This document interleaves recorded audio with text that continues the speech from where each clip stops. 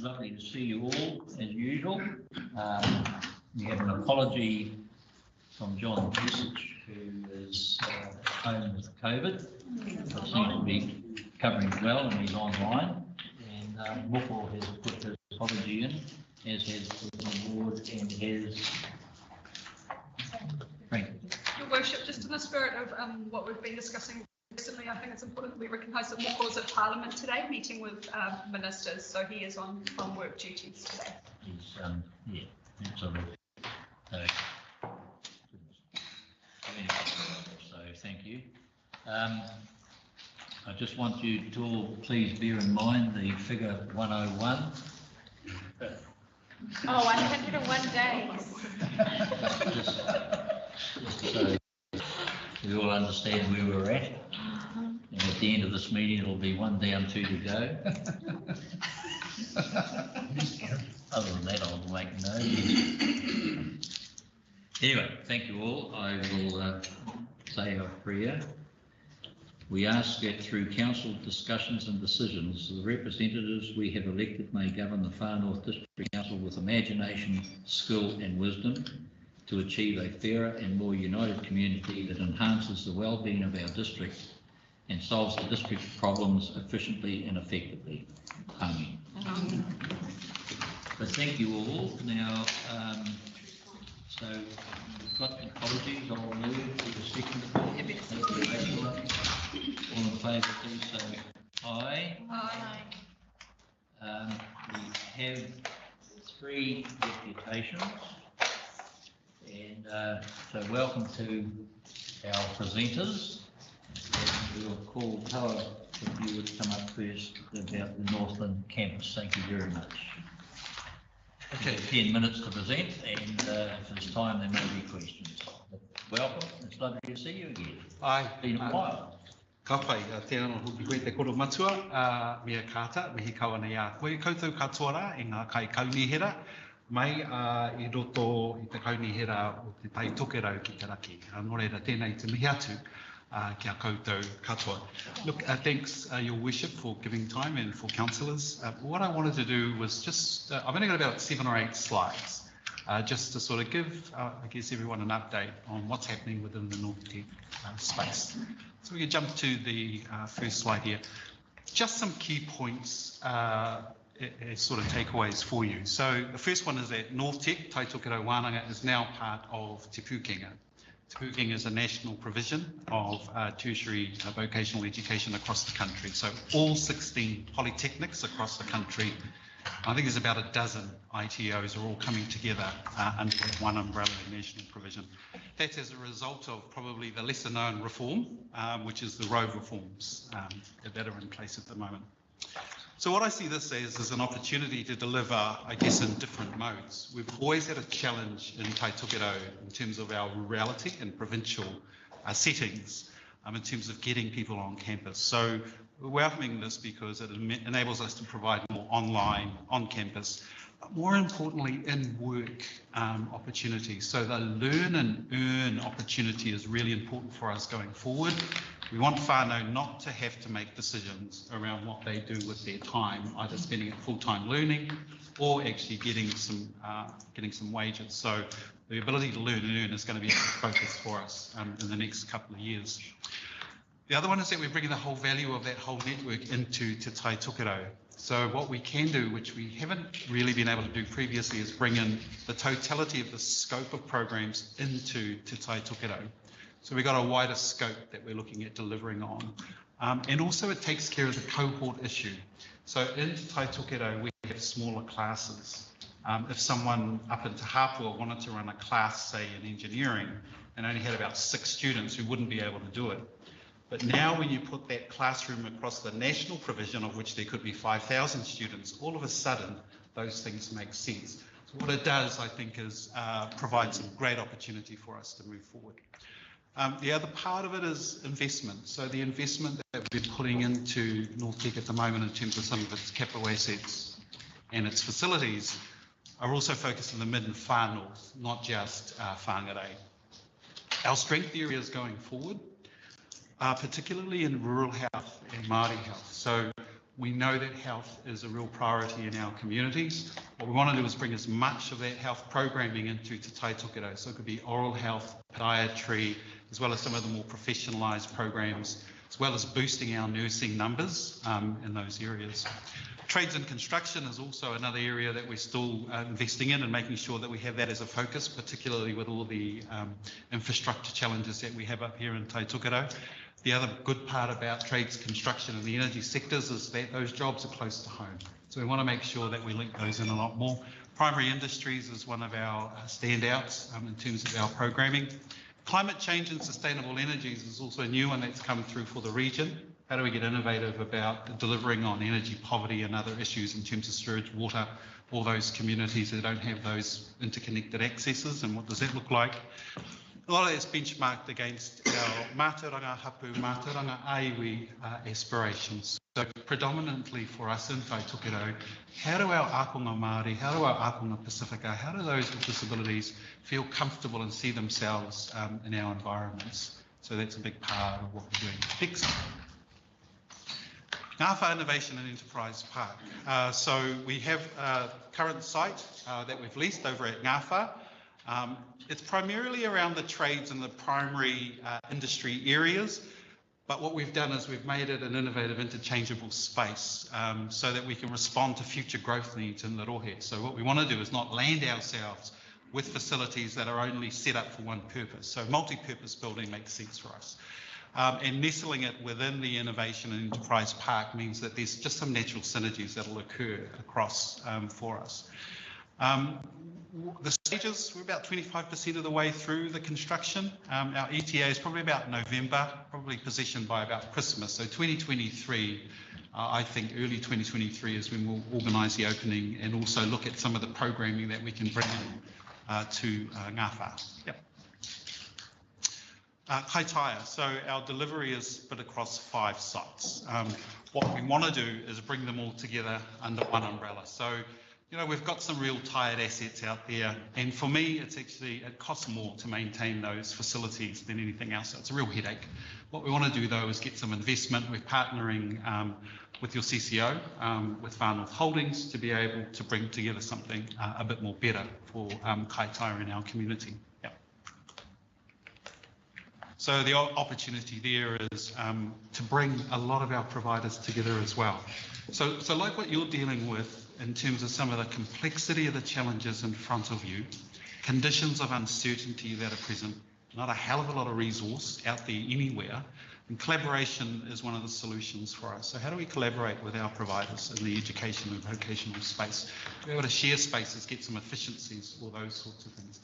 The idea and the concept is one that we're still just trying to push through. Yep. And so stage 1, we've secured some of the buildings there at Redan Road. Stage 2, we've already in place, so we've relocated and created a clinical training centre for our nursing. So we want to bring nursing up into Kaitaia again. There's, I think, the analysis of the next 5 years, we're going to need about 990 nurses in the next 5 years, 600 or so to replace the existing workforce. We're going to need another 300 on top of that. In a good year, we graduate about 70 to 80 nurses, so we're about 100, 120 short every year. And of those, there's no guarantee that they'll stay in the region. But what we're doing is bringing provision up into our more provincial areas, because whānau and akonga are more likely to stay because they're doing nursing because they want to stay in those communities. So we've got that happening. And also the development of workshops and also Dun Street. Yep, you jump to the next one. Te Paua Manako Kirikiri, as with Kaitaia and Kaikohe, co-location is important. We're just starting that track now with other education providers.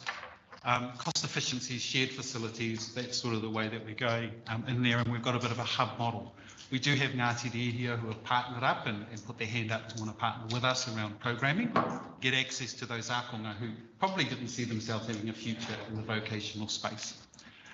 In Rawene, this is very new, but the partnership, and I just want to acknowledge the council here in terms of the partnership that you leveraged to provide support for Te Puna o Kupenuku with Te Wana o Hokianga and Hokianga Community Education Trust. So they're leading that out. We're coming in behind to be able to provide that. Semester 2, which is around the end of July, will be kicking off by creating the building and construction level 2 programs up in Ngāwini. So again, trying to bring some of that value back into those communities, particularly in the Hokianga. So that's a hub model. Now, the other important thing to think about with Ngāwini is if we're thinking about rural health, and we're thinking about rural training centres, I'm thinking about Ngāwini Hospital. I think that we could be the national leader when it comes to rural health, the application of tools around health for us in Taitokerau. So really wanting to partner with Ngāwini Hospital more and make that a national initiative for us in Te Taitokerau. How can you assist and participate? Last slide. So look, planning for the opening in Taikwe, always great to have those around the table there if they're interested to become part of that. The other one is around right linkages with stakeholders, iwi hapu, where co-location is a possibility. So we have partnerships through Te Kahu o Taunui, a member of Te Kahu o Taunui iwi as well. But I do know that when it comes to some of those hapu conversations, a lot of those are really well facilitated through local government. So just looking for any ideas or support there. Programming for all campuses. So what we can do is put out some community consultation to go, what are the needs that we're seeing? What are the demands from industry and from employers, but also perspectives from local government would be really important to feed into. I've got a 3-year planning cycle, so I need to chuck in as much programming this year to be able to roll out from 2023 on. And I want to make sure that those settings are right. The Mayor's Task Force for Jobs, and I know that there are a number of you like Moko and them that are involved in that. I think we can bring that closer in terms of a Taitokerau context. RSLG, we've got the draft regional workforce plan as well, so we're building into that too. Ngāwini, just ongoing support, I guess, for the site as we grow together. So a lot of this is not necessarily about North Tech or Taitokerau or Te Pūkenga taking charge. It's about supporting the community there and their aspirations. So at the moment, they've said level 2, building and construction, because whānau need to build cabins, kei te pai tērā. But what we want to do is just keep that momentum growing in that space. And also support the drive for Northland as a centre of excellence, particularly in rural health. That I think we've got some advantages with Dr. Nick Chamberlain, who's been appointed as a National Director at Health New Zealand. I think that's a great opportunity for us to really start to get some investment into what rural health looks like as an exemplar for us in Taitokerau. For us, in terms of Te Pūkenga, what I'm saying as part of the national network is that these are our strengths. Rural health is a strength. We want to bring all the programming, all the resource support into Taitokerau so we can grow that, as well as in those other areas that I've identified in Taitokerau. So that's it. That's my presentation. Thank you, Joel, for that presentation, and I'm sure you'll find you'll have wholehearted support and agreement around the table. I'm surprised if anybody has any negative thing to say. What you're presenting to us is more of how can we work together.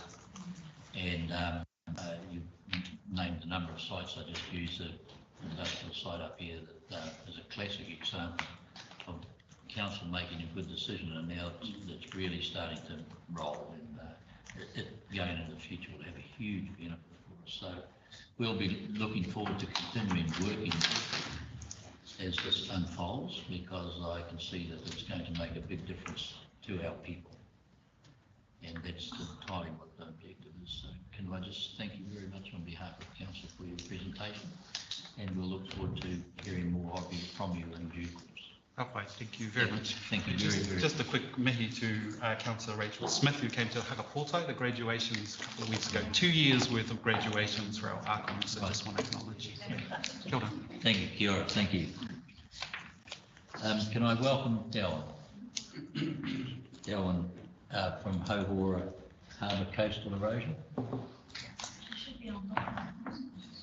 Is she online? We're just looking to see if she's in.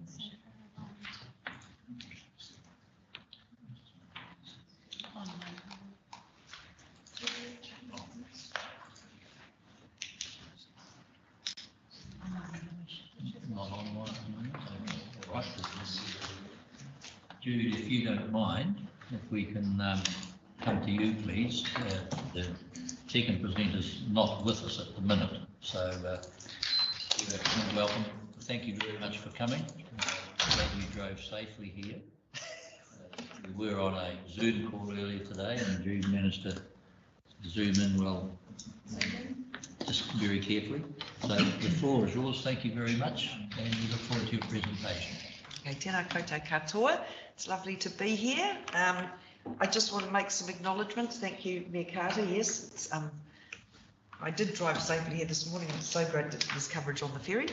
And just acknowledge Councillor Clendon and Councillor Busich. Hope that you're getting through your COVID okay. Councillor Busich and Councillor Clendon are your representatives of the council on what we call the JRED, or the Joint Regional Economic Development Committee, which is the CCO representative group. So thank you to you. So I'm here today to Ohanga Rautaki Whānui o Te Tai Tuki Rau is the name currently that's been given to the Regional Economic Development Strategy, which is just at its infancy and getting out of the gate. So if we move to the next slide. So just wanted to acknowledge that the last, which is not on the slide, but the last strategy that we could acknowledge as an economic development strategy is what we call the Green Book, and that was developed in about 2001. So it's been 20 years since there's been a process for an actual whole of region economic development strategy, as opposed to plans and reports and documents. So the whakapapa of this one was that it was talked about in the Merrill Forum in 2020, and then as the discussions evolved, bringing the joint ownership of the CCO, as part of that, the parties around the table said we want to see an economic development strategy for the North. And the reason I say evolved, because through that process, it got to the point of saying we want Northern Inc. to lead this out and make it happen, as opposed to other words that might have been a bit softer, like enabling the process.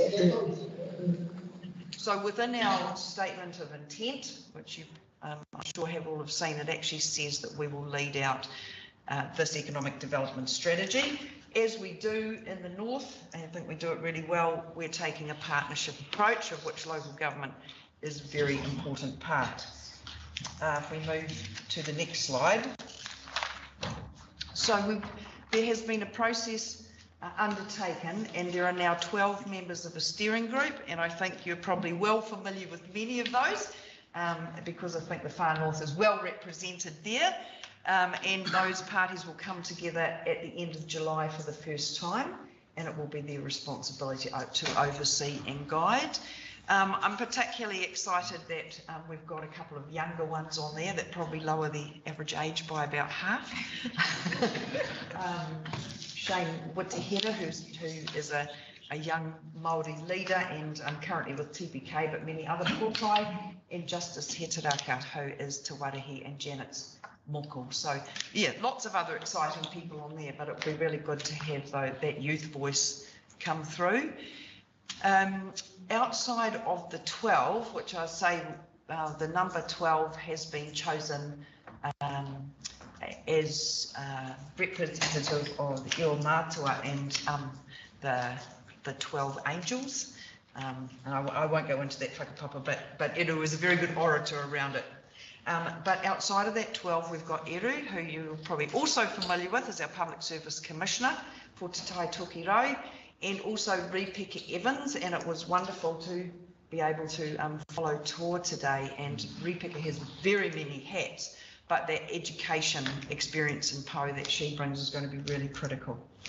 So if we move to the next slide, so where have we got to so far? We have a core team within Northern Inc. that's been established, and we have a wider team that we're putting together, and that's going to have representation from each of the councils. So acknowledge the engine room, the staff that are here today, and each of the councils has committed that they'll give somebody into that wider group, so that we make sure that there is a really good connect and information flow both ways. We've started to get around the stakeholders and have conversations such as this. Alongside of starting to reach out, we're also having a look at what other strategies there are within the region, as you can imagine, that's like a spider web of all of the documents and strategies that connect to the economy, but also what else is happening around New Zealand and internationally. And I noticed that one of your far north people, Peter Tipene, has just been to an Indigenous Economic Development Forum in Canada, I think. So keen to catch up with him and hear what his learnings were from that particular forum. But there are a couple of strategies, and happy to provide the links if anyone's interested. One is the West Coast of the South Island have just completed their strategy, and also there's another one, Tito Awards, which is the Nelson Marlborough area. And interesting enough, it is a young man, younger than me, of Te Aupōuri Te Raroa, Whakapapa Johnny O'Donnell, who actually led both of those. He's based in Nelson, but he was the person who led through those strategies. Had a good talk with him yesterday. So I also just want to acknowledge that within our statement of intent, there is a model which is known as the donor economic model, but a Tūhoi Wahine actually worked with the originator of that model to put an Indigenous lens on that. So that is, it's something that is Northern Inc. It weaves into everything we do. So we will be advocating for that within the steering group, but what the steering group choose to do will be up to them. Really important that we get alignment with other strategies and other plans, because we don't want to lose momentum in the north. So if I think about the recent ones, we've got the action plan, we've got He Tangata He Whenua He Oranga, destination management plan, the regional workforce plan about to land, Te Taiao, housing strategies, long-term plans, district plans. There is a plethora out there of all of this, and we need to make sure that we look at those and say what can we bring forward into that in terms of priorities. I will just mention, and what's not on that slide, a couple of things. We had contact from the Just Transitions team recently. Now, that is a team within MB that we sought engagement with a couple of years ago when we knew that the refining company in Whangarei was going to transition into an import terminal, but they told us that their resources were committed. So interesting enough, 2 years on now that the refinery has transitioned, they've got in contact and said, can we work with you? Kind of strange timing. However, we're not going to say no, and we're having discussions with them because the Minister Woods has said, I think you need to engage with them, see how you can help. So that will be more around the green economy, low carbon initiatives. And that also, we've only been talking to them for 2 or 3 weeks, but I see that there's an opportunity there for resourcing. So as I said, the first, if we move to the last slide, so the first meeting will be at the end of July. You can see there on the slide what the steering group will be tasked with. With the other councils that I've spoken with, I just acknowledge some of the questions that came up. As you say, it's intergenerational. So what does intergenerational mean? So there's been quite a lot of discussions. I'd say as a general rule, it's sort of come through at about 3 generations. His Worship the Mayor, Dr. Jason Smith, was very keen to see that right up front there was a discussion about what is an economic development strategy, what does it mean for the North, and get that scope really tight. There's understanding about what's in and what's not in, and mostly that there is an actionable program that comes out of it. So wherever the strategy lands, actually we can get on and execute the stuff in it for the benefit of the communities. And that from a government perspective, that we have a document that we say to government, this is what tai tūkero, what's important to us and where we want to see the investment, rather than what often happens is change of governments, money falls and the tail wags the dog a little bit because we're chasing that tail. So if it can be a strategy that is clear for the North and enables leaders in the North, such as yourself, to assist you when you're having those conversations. So we've been through a process and this is what's important to us. So if you want to put some money, we want the money here. So anyway, that's just an update of where we're at, and I look forward to further engagement with you all. Thank you, Julie. And again, thank you for the presentation and all the work you're doing. I think most important thing that you've probably touched on is that we've got to make sure we're not working in silos. And I think that's one of the good things that's happened over recent times, is that there's more communication, and with people like yourself and Tara and others there, it's making a difference as far as I can see. Too often in the past, we've all gone and done our bits without telling each other, and it hasn't worked. So we're really grateful. Thank you for what you're doing to bring us all together, and we look forward to continuing updates from time to time. Thank you very much. Now, I understand that we have Darwin online to do a presentation on the Harukora coastal erosion.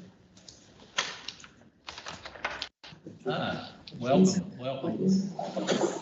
Kia ora. Everybody, the floor is yours. Thank you very much. Lovely to see you here. Should be a PowerPoint. Can we share a PowerPoint? Yeah, go to the beginning. Oh, there, hang on, go back to the screen. They're playing it. Go back to the other one. So you've got our PowerPoint that you can view? We can, thank you. Is it at the beginning? Okay. Page one. Page one. Can you see that? Can you just confirm that you see page one? Carry on. Yeah, good. Carry on. Carry on. Okay, so this morning's presentation is the Harukora Harbour Restoration Working Group that came out of public consultation held on the 31st of May.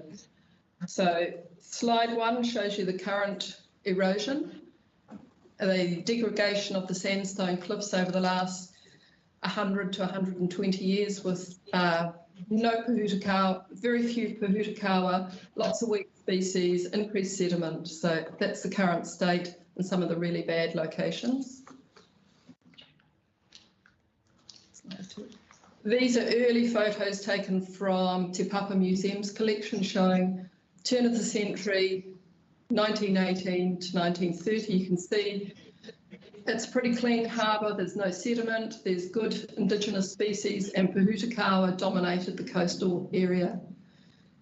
Change occurred sometime after the 30s where a lot of land was taken for development. Controlling the slide, next one.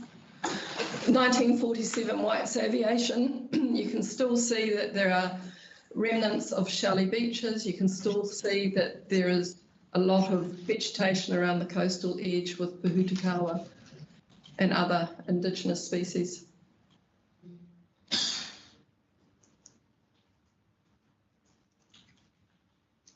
In 1961, the Hauhora Pukenui settlement is starting to grow. There are less pohutakawa around the harbour edge. And you can see when you look east towards Karikari Peninsula, there are signs of at least 3 or 4 slip sites along that western slope. And Lambs Creek in that top little left-hand image, you can see there's change and increased sediment through land use change.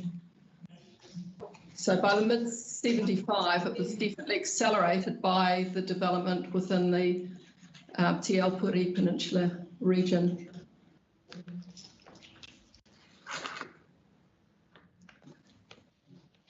Here we have what we're dealing with today. The bottom image demonstrates in March 2020, when this image was taken by John Stewart, showing the large slip face between Lambs Creek and the commercial wharf. There are other slip sites along that area as well. And then the top image is actually along Waterfront Road, same thing. The road, where you can see the power pole, literally has half a metre between the edge of the unsealed road and the cliff edge. So at that point, there is a large piped perennial stream that is put into a culvert and literally dumped at the top of that face, which just exacerbates the erosion because there's no best practice in terms of armouring. These are more images along Waterfront Road. There are a lot of weed species which actually don't work in that location. There's sediment on top of what used to be once shelly beaches. Pohutakawa get cut down when they obscure people's views, and people have been dumping garden vegetation waste thinking that it was a good thing to do just through a lack of knowledge.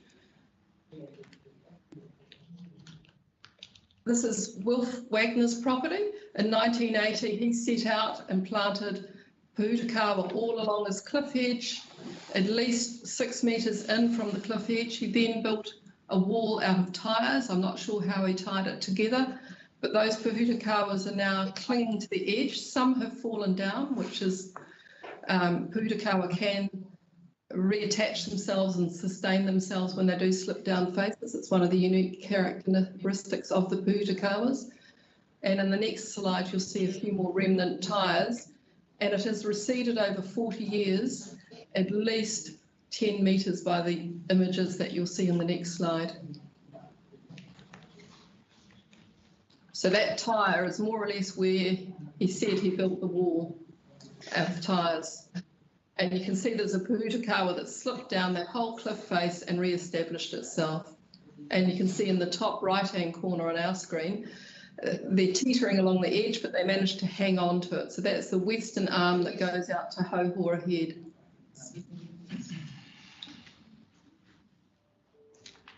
And currently we've got a couple of armouring images. Far North Holdings have done a little bit of work at the commercial wharf site, and then along other images are some that Wagner's did, where they used big concrete bollards and then tied it in with a retaining wall. Try and hold it. This is the new commercial wharf that we're all very proud of, and there's excellent armouring along that with a engineered, designed and installed stone walls that is protecting the assets and keeping the sea out. So the problems we've got is the stormwater directly flowing over the cliff edge without amelioration and fairly outdated practices, and no disrespect to council. Sediments flowing directly into the Harukora Harbour from all the little tributaries and also just literally over the edge of the cliff.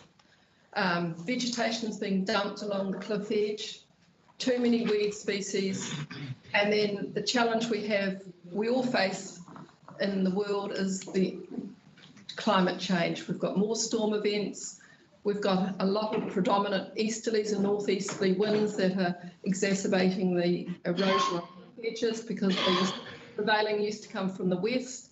We've got increased temperatures. We've got change in water. We've got bigger storm events and more wildfires. So the world's facing these problems, but it's challenging the Harukora Harbour and the Pukenui community through the change to the cliff edge, and we need to address it before we lose infrastructure. So there are some solutions that have been successfully used in New Zealand. We need to urgently upgrade the stormwater management plan for Harukora and Pukenui and actually action that. We need to protect the toe of the sandstone cliff edge. That needs to be an engineered solution by armouring it with large rocks, correct fabrics, correct technique and design work. And then I'm going to reference Tauranga Harbour, which in 2010 and 11 addressed the erosion at Omokoroa in the Tauranga Harbour, exactly the same style and height of sandstone cliff edges with some good remnant Pohutakawa. They had completely armoured it and planted more Pohutakawa, tried to address all the weed species by bringing in harakeke, nio and caprosma to just increase the vegetation. There are still shafts, but the houses actually have good view shafts to retain their views. There are houses above this cliff edge.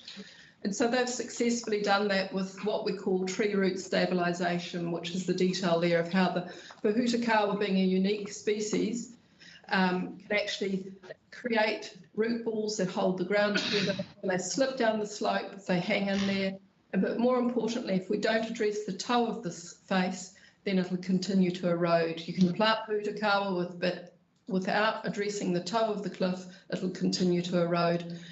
And currently, Hawthorne Geddes, an engineering company in Whangarei, are doing exactly this sort of work at One Tree Point at Whangarei Harbour right now.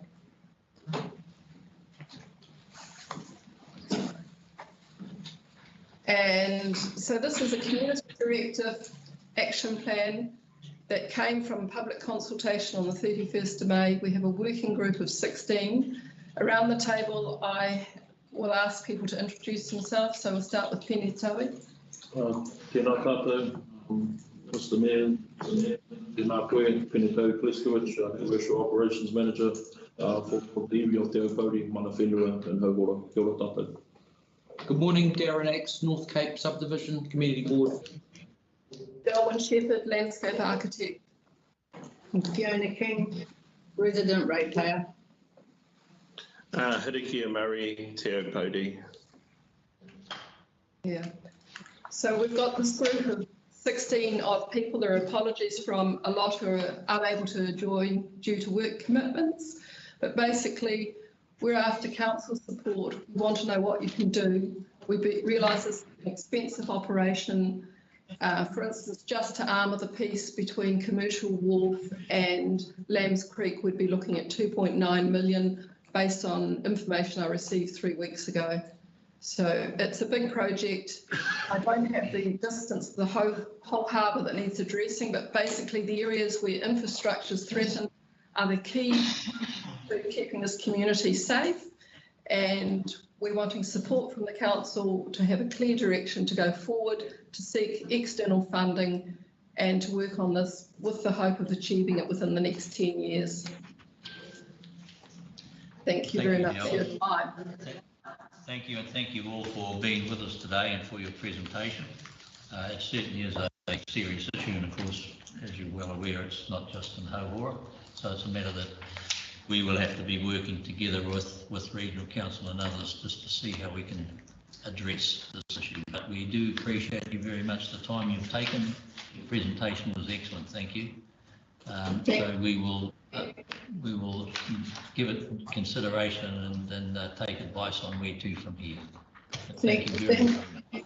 Thanks, John, but can you also take on board the stormwater management that needs to be done and the road runoff that is continuing to erode in that area, and have someone report back on that, please?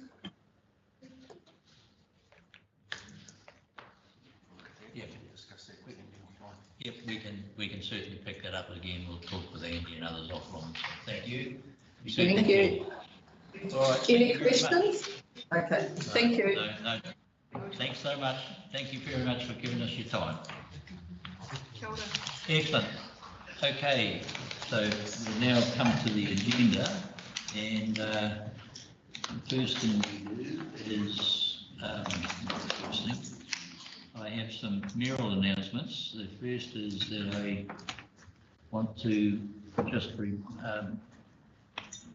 tell everybody that we have a raffle for the reduction of youth suicide as its objective, and Jill has the tickets.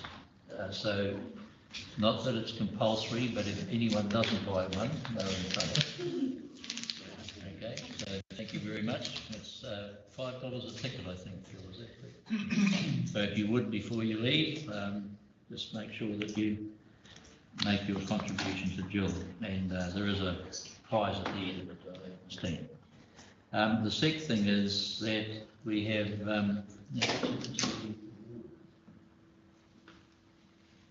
the Tito Awards that we won. The get the thing, so we won. It's been presented to us, and I just want to display it that you will all be aware that we won the New Zealand Award. And the final thing that I just want to mention is ask Rachel to make comment about a young student in Kerikeri, Joe Howe. Your Worship, I sent an email to elected members earlier this week, but I just wanted to acknowledge Joe Howes, who is a Whānau youth councillor. He has been a youth councillor, I believe, for at least 3 years, since he was 14. He's also a Kerikeri High School student, and he was the co-winner of the Race Unity Aotearoa Speech Awards for 2022, which is a huge accomplishment. It was the first time that there were 2 awards given and co-award his his companion, I guess her name was Cheryl. They both spoke phenomenally and were featured on breakfast earlier this week. So, Your Worship, I just wanted, you offered the opportunity to pass a resolution. So I was willing to table that Council congratulate Far North Youth Councillor Joe Howes from Kirikiri High School for his achievement as co-winner of the Race Unity Aotearoa Speech Awards 2022. I'm happy to move that. Thank you, Rachel, and I'm very happy to second it. I think it's a marvellous achievement and we should all be very proud and we can give Joe a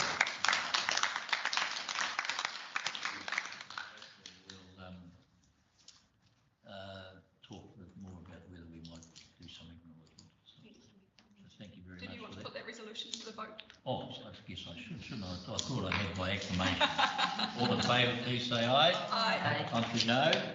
Carried, thank you. So this is the Supreme Award, Revitalisation. And I've got to tell you, if I did that every day, I'd actually grow some muscle. It's very heavy, but there we go. We can be very proud of that, and that's going to be put into our cabinet on toll. So thank you all very much for that. Right, we will now come to the confirmation of the previous minutes. I'll so move. Do I have a seconder, please? Happy to second, Mr. Chair. Oh, John, he made all that effort. So okay, we'll let John, seeing as he's, all right. Is there any comments from those minutes? Matters arising? Maddie? Yeah, a couple of things, excuse my movements, correct me, Nick. A couple of things. I was disappointed that my motion to seal Harbour Hill didn't go through, and more disappointing to hear that at a dust metrics workshop it was discussed amongst councillors, and you know, they were against it. What we need to understand with the Harbour Hill is it's got nothing to do with the metric system, dust metric system. There's no houses within inside the 80 metres. It is to do with safety and maintenance, high maintenance on that hill. Only recently they did work on that Harbour Hill, 2 weeks. They worked on that hill in 22 weeks. And I did ask for a financial report from Andy, but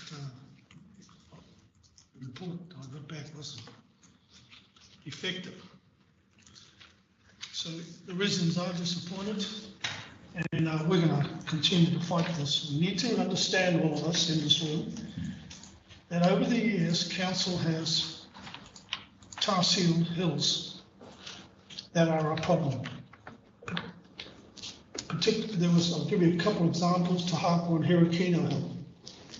This is worse than those Point of two order, hills. Your Worship. No matters shall be discussed other than to confirm The other one I want to the speak minutes about. Order. are correct. Far North District Council Standing Order Section 27.3 states that no discussion shall arise on the substance of the minutes in any succeeding meeting except to confirm their correctness. Yes, I appreciate that, and you're quite correct. I'm just going to allow Maddie just another more minute, and because Maddie, this is a matter that you can come to workshops and discuss. You're welcome to do that. I'll let you conclude. You've got another minute to conclude. The other thing I want to mention, Mr. Mayor, with the committee reports, Adele, you were involved in this with the Te Hika Committee Board regarding we weren't notified or attended a meeting which I organised regarding the drainage problem we've got up at north. Okay. And the reason for that is that nothing's been done, and the farmers came to me. They came to me and said, can you do something? Either you do something or we'll do it ourselves. Okay. And that's why, that's why I got the chief executive at the meeting, and it was discussed, and information was given back to the CEO, and it's over a month now and nothing's been done. Yeah. Okay, thank you very much. Yeah. So are there any more corrections or comments on the minutes themselves? Worship, I note on item 6.1 there was an action for the CEO, and on item 7.2 there was an action, and I cannot see any follow-up on that in the agenda or in the council action sheet. Just want to bring that to the attention so those matters are not lost.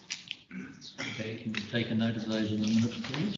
And can we ask for a comment on them to make sure that they're not, if we've asked for an action, then we need to have that. Sure. Thank you. Right, any other comments? Just I assume that Deputy Mayor Court is referring to 7.2 in the resolution point D, one that came to my attention when I was reading it, or to be action within 10 days, and it's been at least 60 days. So it's Okay, we'll follow that up, and can we get a memo out to these? Because we need to know that when we make a resolution that we release funds, so thank you. Thank you for that. All right, if nothing else, all in favour, please say aye. Contrary, no. Carried. I just make a point that there's, on the whole issue of dust matrix and sealing, we have workshops, and it's useful for people to attend to make sure their points are known. Right, we will move on. Thank you. So now we come to 6.1, the adoption of the annual plan. And there's a number of papers and issues around in regard that have been worked on. The chief executive, we've agreed will present a paper and so on. And that's the other one. Anyway, that's on. I think it's the same one. So there's a number of papers being worked on as a consequence of our annual plan. And I just make the point, we've had discussions about the capital works program we have and the advice we received from our CEO and staff that it's because of costs and all sorts of things that it's one of the challenges that we'll have as to whether it can be delivered or not. And so that's been worked on, and we're expecting a paper at the end of July, I think it is, on that aspect. So that's the capital works implementation, what the impact of that will be. Of course, I just make the point that our capital works program don't impact on rates this year. It's 12 months beyond, etc. So that's also important for us to remember. So the annual plan has been out there. Those are just comments I've got. Does anyone else want to make comments? Kelly? I have a question. Sure. We've got the final holding statement of intent to adopt today. Should we defer the annual plan till after we've done that? Because there is the information in there that needs to be confirmed to go into the annual plan. Can I have some advice on that? I just received an email this morning with the final holding pages for the annual plan. Is that the one from Blair? No, it's from Aisha. Oh, Aisha. Janice or Cheryl, would you want to comment? At this point, and through the chair, at this point, the statement of intent of final holdings is delivered to council for adoption acceptance today. It's not up for further discussion because those discussion points have passed. So I'm comfortable that we adopt the annual plan now and do the statement of intent later. Sure, we'll It's an insertion into the final published version. So there were 4 pages that were circulated, and we have hard copies available for those that haven't received the email. So there's 4 pages that need replacing from the version that's come to the agenda today. Okay, if you can perhaps circulate those. All right, but in the meantime, that doesn't, Rachel, it doesn't have an impact on the adoption. Thank you. Just for transparency, can I clarify that the only changes to these pages are the names of the directors? No, the statement of intent that was published in the LTP was inadvertently copied across into this version that's in front of you, so it's completely the wrong version. The correct version is the one that has been tabled for adoption. Has been in this circulated. in this meeting. Right, thank you. That was the second part of my question. Yeah, so it'll just be a wholesale copy paste to face before we publish. Okay, thank you very much. Yeah, thank you. Yeah, just following up on that point, I see that the updated statement of intent was circulated about 15 minutes ago by email, so most of us haven't seen it. So can we ask, is there any material difference in what we're seeing and what we're now being asked to pass? What Because you've we don't seen, know. what was circulated to you this morning is an exact replica of what is in your supplementary that has already been circulated. Okay, so why the reason for the update then? I don't understand if we've Oh, already got the simply document, because what the would be version, circulated? the version of the annual plan that you're adopting, that already has draft and still to be adopted on the statement of intent, is the incorrect version. And so you'll adopt the correct version, which is in here. Which has also been circulated, but recirculated this morning just in case. Okay, thank you. So it's exactly the same. So no, there's no difference change. between the So two. we have actually seen what We we've have, done. It's in a report. we've had the opportunity to see whether we've Apologies seen for it the or not. I have read it. Just one other point. On page 9 and again on page 17, 16, sorry, it's the plan still references $3.8 million to be spent on waterfront storm mitigation in Paihia. I believe that project has been abandoned. So I'd suggest we need some wording change. It was a very high profile, a lot of public interest. The people see us pass an annual plan, still committed $3.8 million to that project. We're just setting ourselves up for questions. So I'd suggest a change of wording there. I'm not quite sure what the plan is for that money now. But Janice. as it reads, it would be incorrect to pass the plan with that statement in there. Yeah. So, just in the resolution, Darren's just pointing out to delegate the authority of the chief executive to approve minor accuracies such as things like that. So that will be. It's We not just a minor place it in a dice accuracy. note on the minutes to the Yeah. effect that that doesn't That have will to change. happen, yep, because Janice and I talked about that this morning and we need to look at the impact of that as well. But it has been noted and will be recorded. So we'll just note that in the minutes, David, just so it's there. Janice? Through the chair, I understand what councillor Payne is saying, but we need to be cautious. If we remove it from these tables, then the funding will disappear. So if you want to reallocate it to other things, then it needs to stay. Yes. And then future resolutions need to work on that, because if we remove it, then you lose the opportunity to redirect the funds. Yeah.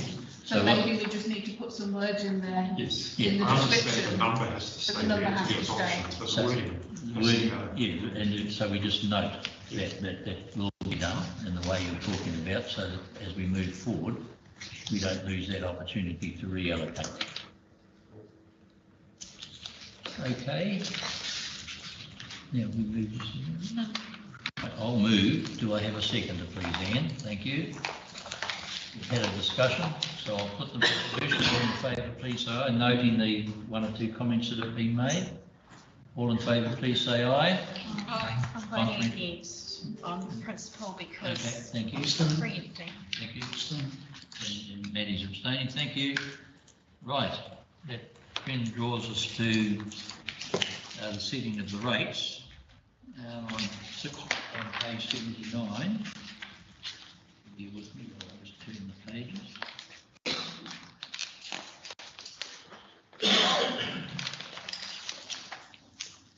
Right, so the resolution's there, recommendation and resolution's there before us. I will move. Please, thank you, Councillor Ford. The floor is open for discussion. Excellent, I'll put the motion then. All in favour, please say aye. Aye. Contrary, no. I just want to say to Janice, Mayor Carter, with the rates for this year, across the board, what is the rate increase going to be? Across the board. And I'm going to use an example of a family, husband and wife with 3 children. He's a truck driver, she stays home. looks after the kids, etc., etc. What's the rate increase there? Through the chair, I refer Councillor Radish to the annual plan adoption. It's an average 5.44% rate to rate increase, but it will affect everybody differently depending on the land So give me a value. figure. It depends on the land value of their property. Yeah, you can't, there's I no can't such give thing. you a figure. So we're just going to adopt the, we're just going to pass a rates thing, and you just can't give me a figure. No, because there is no average figure, Matty. I beg your pardon? There is no average figure because it depends on valuations, on circumstances of Well, what is the people. overall rate? Through the chair, I'd also refer Councillor Radish to page 78 of the annual plan that's up for adoption. There are example rates on different land uses and values included in there. And we've got different land values for residential, for rural life and commercial. So they're the only examples that we can give you at this point, because every case is different. And just make the point also, of course, that we have pressure from people who are wanting hills sealed and things like that that cost money. So we've either got to decide we do things or we reduce the rates and don't do stuff. Felicity and then Kelly. Thank you, Richard, and thank you, Janice and the team for the workshops where we discuss these matters and get the details. And elected members should really be attending those and asking these questions at that time to get that understanding. Yep. So just well, you would if you came to the workshop. You don't know what you're talking about. No. Carry on, Felicity. Just on that point of the valuations and the timing of that from QV, I think that will have a real impact on the question that Councillor Radish has asked, as well as the targeted rates. So we all know that COVID has increased the cost of our capital goods delivery though. But that won't be capitalised until next rates that are struck. So I think that will be really important for us to watch over this financial year. Because I know those increases, freight, construction, and a new CEO or Darren here. I'm not sure if there are any comments from the staff in that respect as well, because I think that really needs to be tabled. Again, that's something that obviously is constantly monitored. I think that's probably the best way to put it at the moment. Okay, thank you, Felicity. Kelly. Thank you. And can I just firstly apologise, I didn't see the email regarding the previous item until I sat down, so I think it would have been better to have done things around the other way, but anyway, I had to pull up my car this morning and it normally costs $80 and today it costs like $150 in my little Swift. So we are contributing to the inaffordability in our district, but we can't keep deferring projects, and we've achieved a lot in the last 18 months of COVID. There have been some amazing projects. Take Teku, for example, some awesome lifting of the game that has happened in our district, and a lot of those projects are going to be capitalised. So Teku in particular are going to see a big increase. We've finished the water treatment plant. So I'm really looking forward to other ways that we can help ease the burden of rates this year. And so I reluctantly support this adopting of rates, but I don't like that everybody's rates are going up. None of us do. Yeah. Of course, I've got John Vucic, but just make a point on that. So yes, it is. It's one of the challenges we have as a council. Yep. And similarly so the government, the local government and local council and central government. It's unfortunate that does have impact on people's ability. At the same time, of course, we also have responsibility to make sure that there is economic churn in our communities, because of course, as a consequence of us employing a contractor to do the work, they employ a staff member who is then employed, who then goes down to the coffee shop and buys a cup of coffee, and as a consequence, the coffee shop and the operators, they don't cooperate. So you've got to take both sides. It's very difficult, and we do have to, it's very finely balanced. There's no, it would be lovely if we could do everything without costing anything, but unfortunately it isn't. John Busick, you want to comment? Yeah, thank you, Mr. Chair. I agree with Councillor Stratford. There is certainly a concern about rate rises, and so and I think we all are of that opinion that there's some issues here that we need to look at. One of the problems that I see, and I did raise this at times, is the differentials. If we looked at a different way of rating, it may well be forced on us. That a lot of that could be sorted. But some of those, but I guess you just give a quick example. Forestry, for example, is 19 times almost what the residential rate was. And I did raise at the time that is based on the roading rate, and therefore the assumption is that the damage to the roads is done by forestry. But developers have shown me that in fact residential development is twice the rotation size. So therefore, I do have concern about how we arrive at the differential, whether there's much in the way of science behind it. That's something we could look at, and I know that there are struggling commercial properties as well. But as I understand, Mr. Chair, and that is the coming period where there's a lot of uncertainty, we will be looking, and it's our highest risk affordability, and we will be looking at being prudent, and hopefully we may be able to even reduce our rates. That's how I'm understanding it. Others can comment on that as well. We are holding on that money that mentioned by Councillor Clendon. That is just a placeholder. That project is finished. Being a placeholder, it means it's counted in as the rates, but we can be prudent in how that is spent and several other things as well. And we can't predict the future, which is happening, both the future for local government and also the reform that impact may have. Probably not in this current annual term, certainly it's going to have a major impact. So those are my comments. I'm going to agree, and again, like Councillor Stratford, just a little bit reluctantly, so I would love the long-term asset fund. Thank you. Thank you. Thank you very much. Just our rates increased, by the way, compared to many across the nation, is quite small.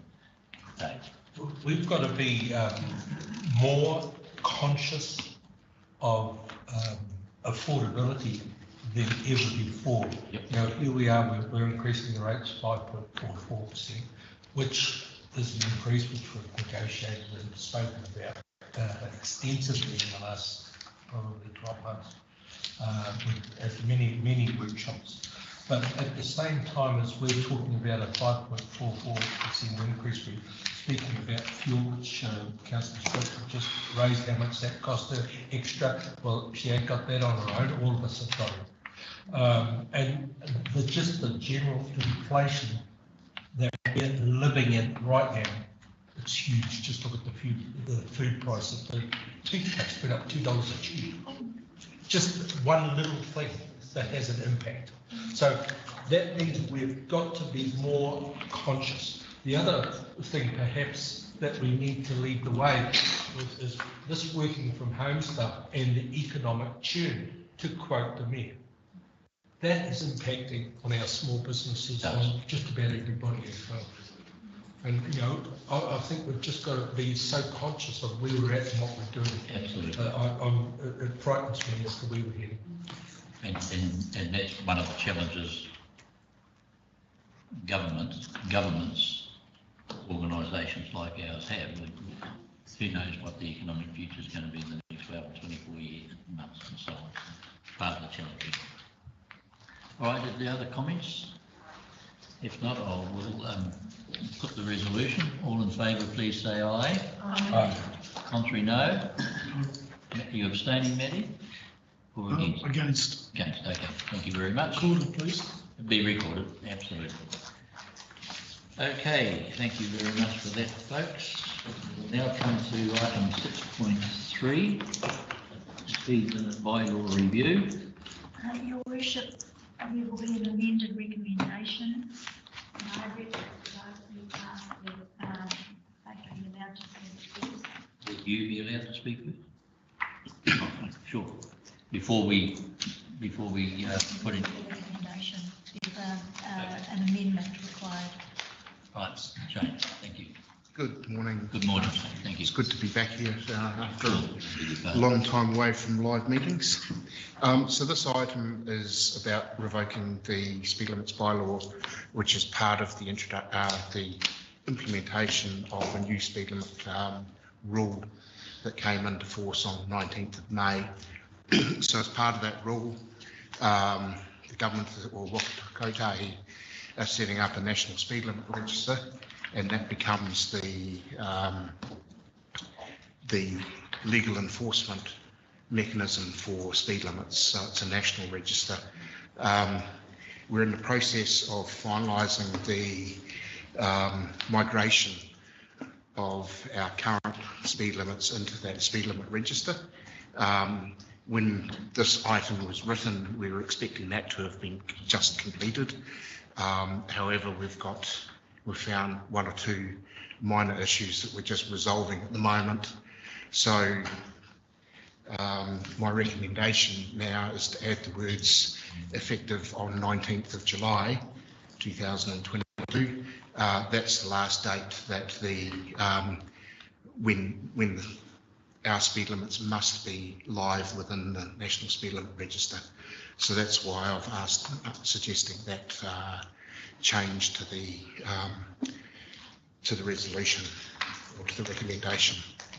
And whilst I'm here, I know that I think it was Councillor Smith asked, or somebody, I think it was, not sure, asked about Kerikeri Bay of Islands speed limit review. Our current plan is that we will have a statement of proposal that will go to the Strategy and Planning Committee on, I think it's the 6th of September, that will be requesting that that committee approve that statement of proposal for consultation, but the consultation will start after the election.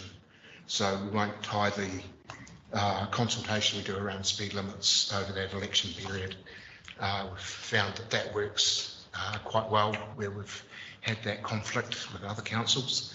And then that will mean that the new council that comes in after the election will then be making the decisions in terms of those speed limits after hearings. We will also be seeking that the new council set a hearing date in early December if it's possible, and we know that that's a very tight time frame. However, the new speed limit rule has added another couple of layers of processes to set new speed limits, and to try and get the implementation by the end of the 2022-23 financial year. We need to hit that program because we now have to create a speed management plan, and that has to be certified by Kotahi. So it just adds another layer of what we have to do. With the NSLR, this means that once councils approve the recommendations report that comes out of the hearings and the submissions, then there will be no requirement, obviously, to change the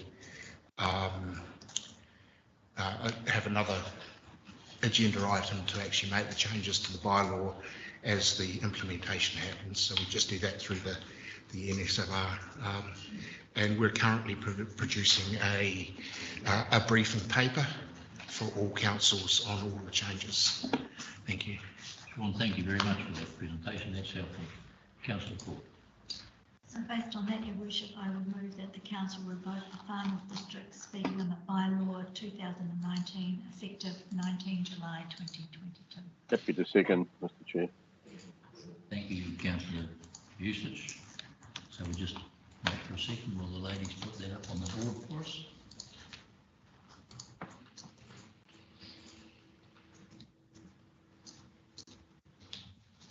effective from 19th of July 2022. You're moving that, Councillor Clerk and Deputy Mayor. Mr. Councillor Busich has seconded. Is there any further discussion? Rachel? Thank you, Worship. Thank you, Sean. I've prompted you with this question this morning, but it's simply a process question, and it's been driven by my experience driving a car that now tells me what the speed limit is on the side of the road as I'm driving, as opposed to needing to look for signs. So my question is, given the technology advances with this process, will that feed directly into navigation systems to make sure that that process is really clear cut, or is that a manual process?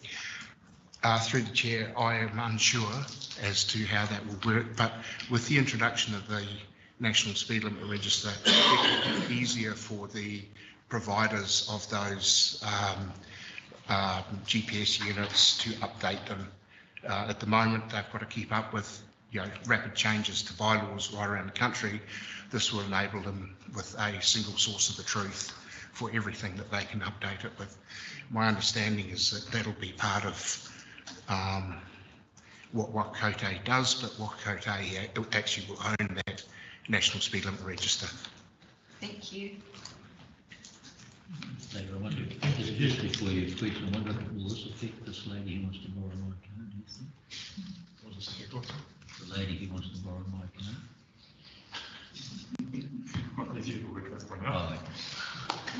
Yeah, thanks for this. If we pass this motion and it goes live on 19th July, can we be reassured that there'll be no point where it's unclear as to what speed limit applies, or that there might be any moment when there is no speed limit? I'm just aware councils and indeed central that have been caught out before, minor technicalities that have meant that hundreds of speeding tickets or parking tickets have been cancelled. I just really don't want us in that situation. So can we have 100% guarantee that going live on 19th July, there'll be no confusion, no possible legal challenge, any of those things? We're recording this. So through the chair, so through the chair, Kaipara District Council, we've, I believe we just gave the final approval for that to go live. So we're actually achieving this ahead of 19th of July.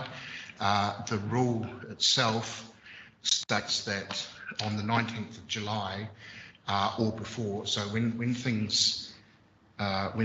each speed limits go live, or 19th of July, whichever's first, then the National Speed Limit Register takes over. So once we hit 19th of July, the National Speed Limit Register legally will be it.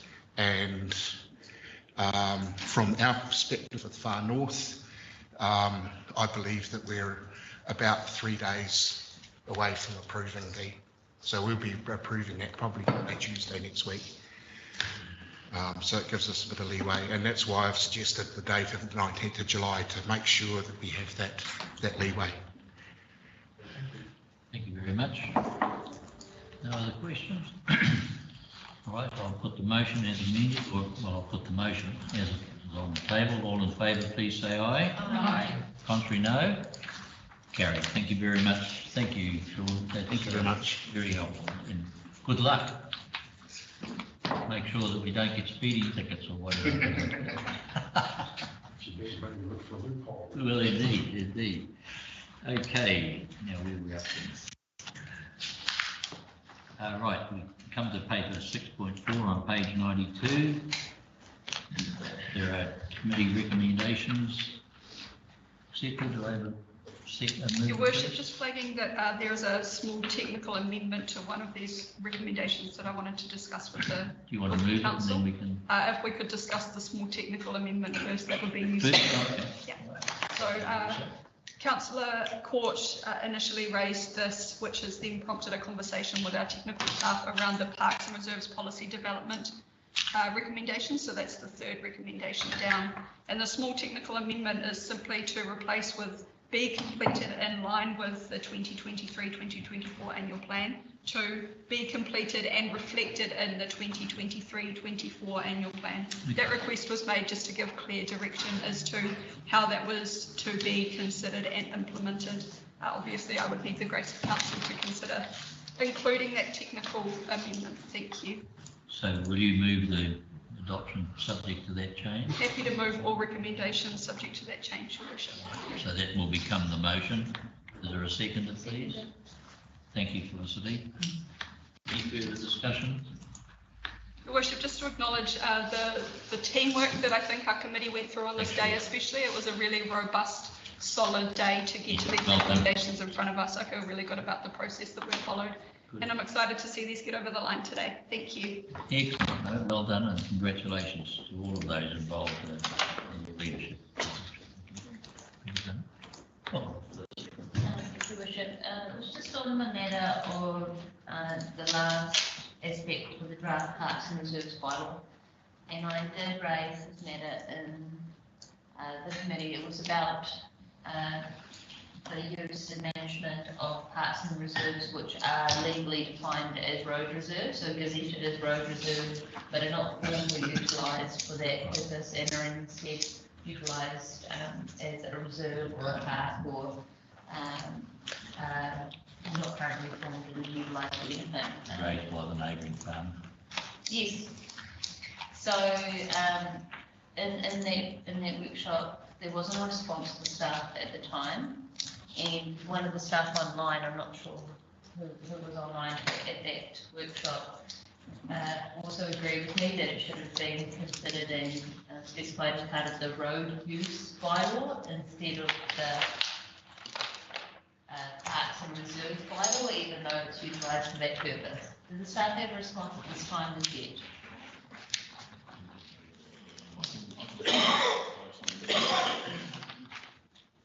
If I remember correctly, there was an email that was sent about a week ago, providing you with an update. If I've got that wrong, I certainly saw an email trail. I'm happy to take that offline if you can't find it. Can we follow that up offline with you, Felicity? Yeah, just as long as the staff note there. I mean, this is being recorded, but there's been no emails yet.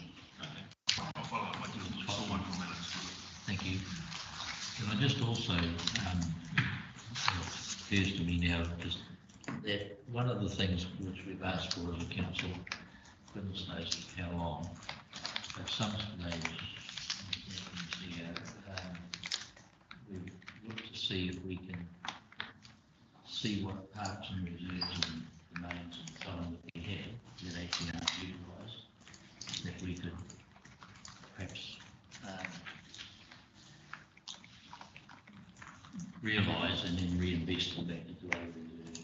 So I just wonder if you could make a note of that. It's a question that would be helpful for the incoming council. Good point, thanks, Your Worship. That's actually in our future programme.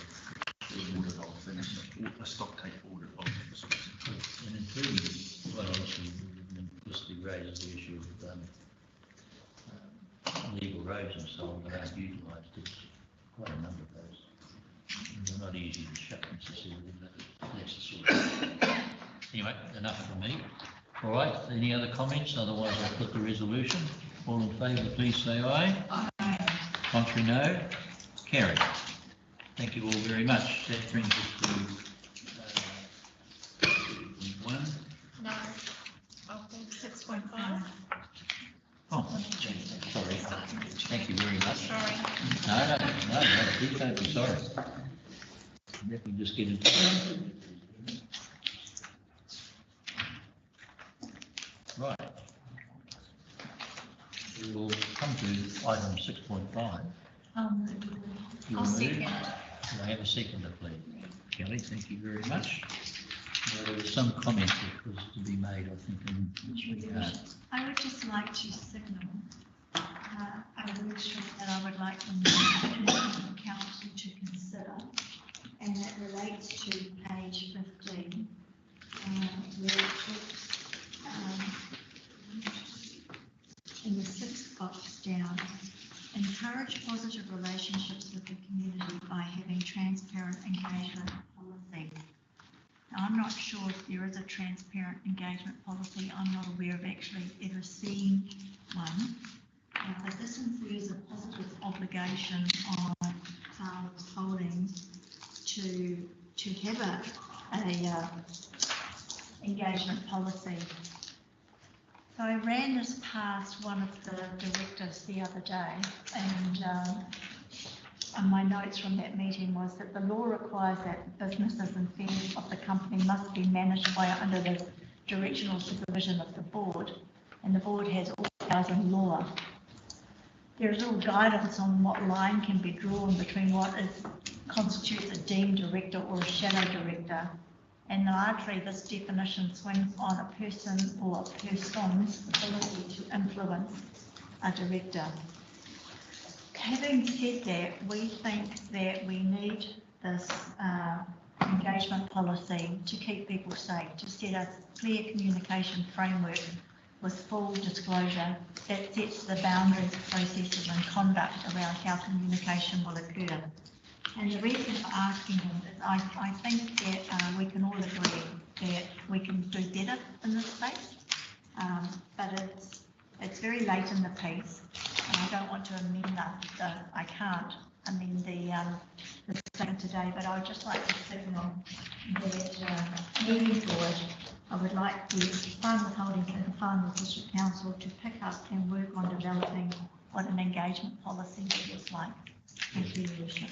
I think that's certainly common sense. I'm sure there'll be a whole lot, including Farmers Holdings, but also many members of the public would be very pleased to see that happen. So you don't want to amend it now, but no, I don't want to amend it, just be need to acknowledge that. Can we just record that in the minutes that that's a work program going forward? Kelly and then David, I think. Thank you. So I am going to support this statement of intent. Listen to those words. I think for the last 3 or 4 times we've had the statement of intent brought to us for adoption, I've tried to change something. But this time, in July last year, we got the opportunity to workshop and took on board what our community members had been saying and emailing us about and protesting and stopping me in the street about with regard to the statement of intent and our CCO Final Holdings. And for the first time, we did a letter of expectations to Farmers Holdings. And are we getting better? Yes, yes. We and they together, we're getting better. And our request for improvement on what information we are to receive, for the financial report, they're listening, they're adapting to change. But yeah, we had a number of workshops this year as well. So we received their draft. And we got to go, oh, no. We even, sort of argued against each other on some of those. Many of you conceded on some of the social aspirations in this statement of intent. So I support this Farmers Holdings statement of intent today, and I appreciate the money that the staff put into this. And John Busich is up there. You can't make any changes, Councillor Busich. Thank you very much, Councillor Stratford. David and then John. Yeah, thank you. This document has been a while in the development, and I'm quite happy to support the motion today, but it's occurred to me just very recently that there's nowhere in this document is there any provision or guidance as to what the process is if we believe Farmers Holdings are not compliant with this document. And as you know, I'm currently in a conversation with Farmers Holdings. I believe that their involvement in the subdivision in Kirikiri makes them non-compliant with the existing statement of intent to the extent that they are proposing future funding demand on the council, which is without having sought permission to do that. I've had a meeting with 2 of the directors and they went away looking very thoughtful. I'm hoping to meet with Andy Knott to discuss it. But it's all very ad hoc. There's no guidance or indication of what do we do if we've got a problem with them, or indeed they have a problem with us. That's not really covered off in this, and it's become obvious to me because I do think they're seriously out of shape in terms of non-compliance by being involved with this private development in Kirikiri. And as I say, I'm making up this process as I go along, which is fine. I'm happy to do that. but it's probably not ideal. And I think we need to give some thought in the future to how we manage instances if we believe there is non-compliance. Okay, thank you, Will. Just before I take John and then Rachel, do you want to comment just on that? Thank you, Your Worship. It's a very good question raised by Councillor Clarendon. The mechanism would be for an elected member to raise it with one of the GMs or with the Chief Executive, and we would take that matter up with the Chief Executive or a senior member of staff at FNHL. That's the clear mechanism. That's interesting, because I did that and I was advised to go and talk to Andy Knox. So that's fine. Yeah. Thank you very much, David. And it's a good point. I think maybe something in the future that the incoming council might and Farnham Authority might want to talk about. John Busich and then Rachel. Yeah, thank you, Mr. Chair. I'm supporting this statement of intent. A lot of work has gone into it. Councillor Stratford is correct. We as elected members have, I wouldn't say pushed back, but we certainly were concerned about our the overall performance and the public perception as well. We've taken that on board. So has Farnham Holdings. So I'd agree that they have responded. We can't change the statement. Stratford, no intention of doing that. It is their document. However, there are areas of improvement, and that is how they can engage. So I'm agreeing with that. Again is something that could be, well, I will carry that over through to them, and I'm sure they're aware of that. And they certainly are, from what I see, are trying to improve means and methods of engagement. So I support it, and I'm appreciative of all the work that my council's done in refining it, getting it to this stage. And yes, we can improve and make it better still. Thank you, John. Appreciate that. Rachel. Thank you, Your Worship.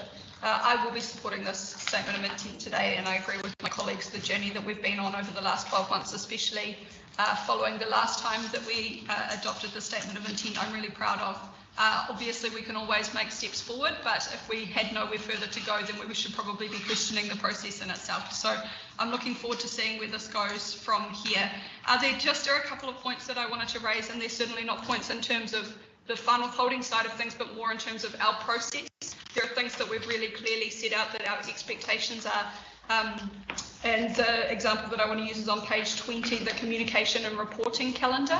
We have set a really high expectation of reporting between FNDC and Farnham Holdings. And I'd like to ask that that calendar be included as part of the formal meeting calendar going forward to ensure that those aren't dropped, and that there is accountability from both parties to ensure that they are happening, so that when we get to the end of the year, the reporting doesn't fall down simply because we didn't have the process to support it.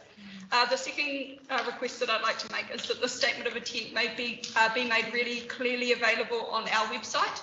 In the past, when I've tried to find the statement of intent, I can find it very easily on the Farnham Holdings website. However, it's a minefield of, I think, about 12 or 13 clicks through our website before I gave up and couldn't find it. So can we please ensure that we clean that up and make it really publicly available? Just ask me to help you. Perfect, thank you. And then my last question I've raised this as well is that I think an area for improvement that we've got as a council is the way that we transparently demonstrate the dividend that's received on the 28th of February each year.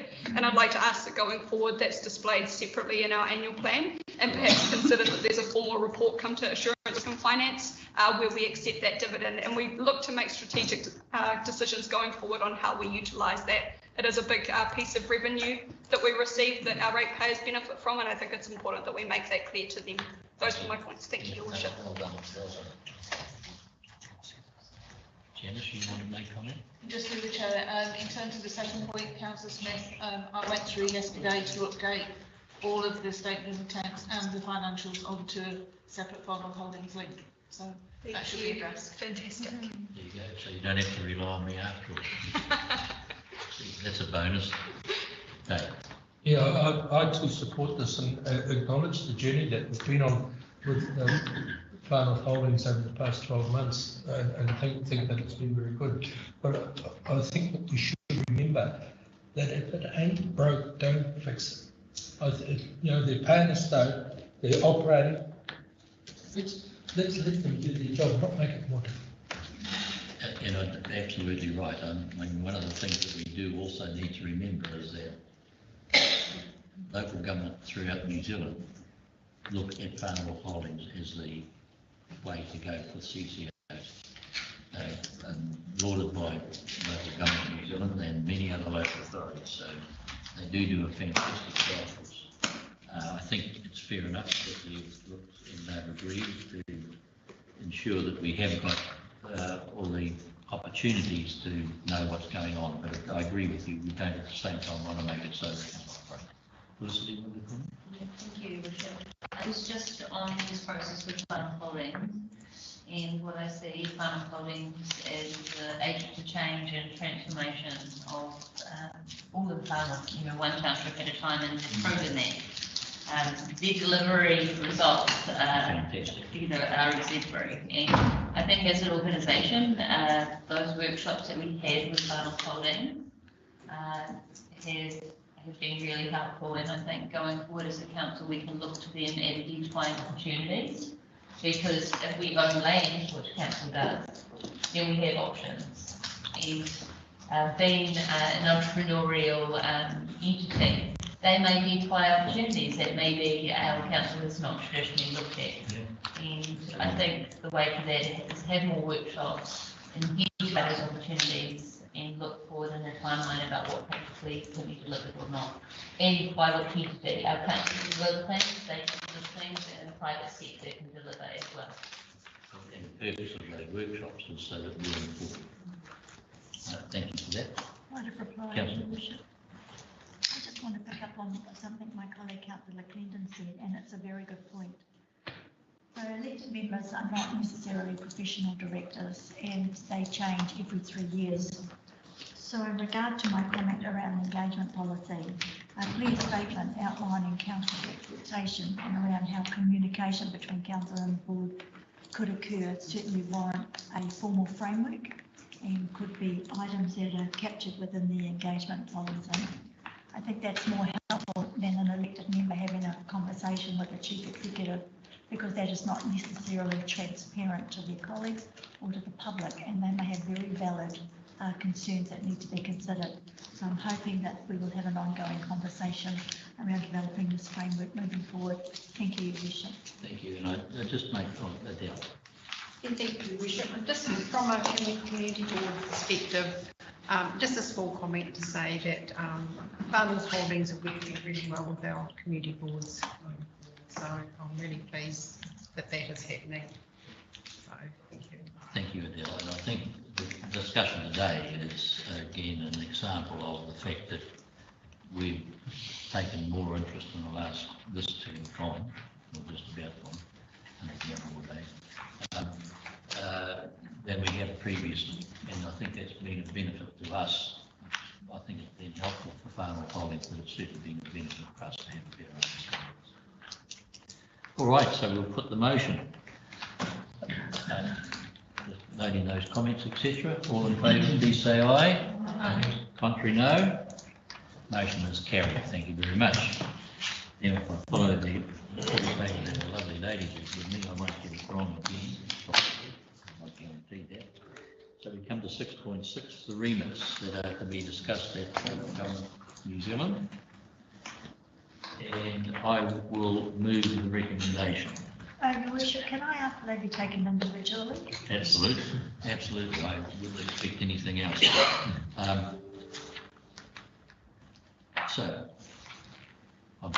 Do I have a second, please, so we can make a discussion?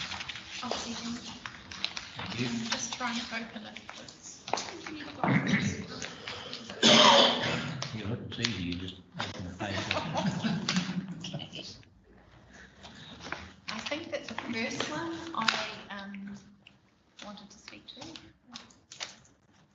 Yep, there you go, Kelly. First. Yeah, I wish, it says that we should abstain, but I think it's worth us supporting just to be able to get the matter of all transport funding top of mind. I know it talks to it being about the cities speaking to this, being more focused around them, but we do have a town trying to be a city in our district. It's going to be a city eventually, so I don't think we should discount supporting this remit. Rachel? I'd like to speak in support of what.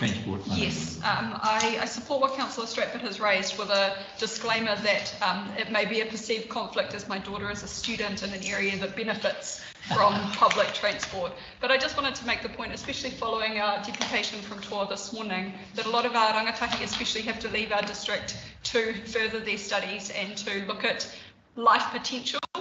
So while this doesn't directly impact us as a council, you could argue that it impacts the people of our district. So I would be happy to support the remit on that basis. However, I can understand where the recommendation is coming from, so I'm not wedded to it. Thank you, Your Worship. When I originally read the remit, I was opposed to it on the grounds that the subsidy funding will come out of the National Land Transport Fund.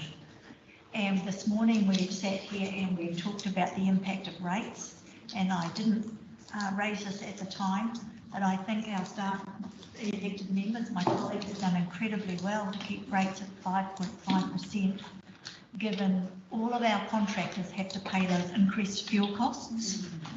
In the roading space, we're facing 30% cost increases. Steel is up 66%. All of these costs we have to absorb, business as usual going along. And we are seeing a rapid decline in funding through the National Land Transport Fund, and that has meant that our program of works is moderated down. I remind my colleagues that our entire walking and cycling program was not funded. That is a significant hit to rural and provincial New Zealand. It concerns me so much that I wrote to the Minister on Saturday. I CC'd in all the transport spokespersons. 2 of the transport spokespersons have come back to me, and a Teams meeting is currently being organised between Rural and Provincial Sector Chair and Deputy Chair, myself and the cross-party regional transport spokespersons. The impact on rural and provincial New Zealand is huge. This remit has been written purely from a metropolitan point of view, and I can understand it to all the climate change boxes and everything my colleagues have talked about. I can support on an emotional level, but I don't live in a metro. I live in the far north, and I'm elected to represent the people of the far north. And right now, this remit does nothing for the people of the far north. It will tick the climate change box. I grant you that, and I'm not going to debate that.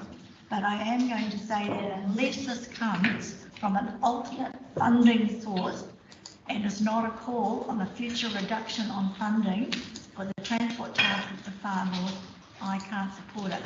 Having said that, I think those concerns could be discussed and picked up at the second stage if the remit was successful. Thank you, Your Worship.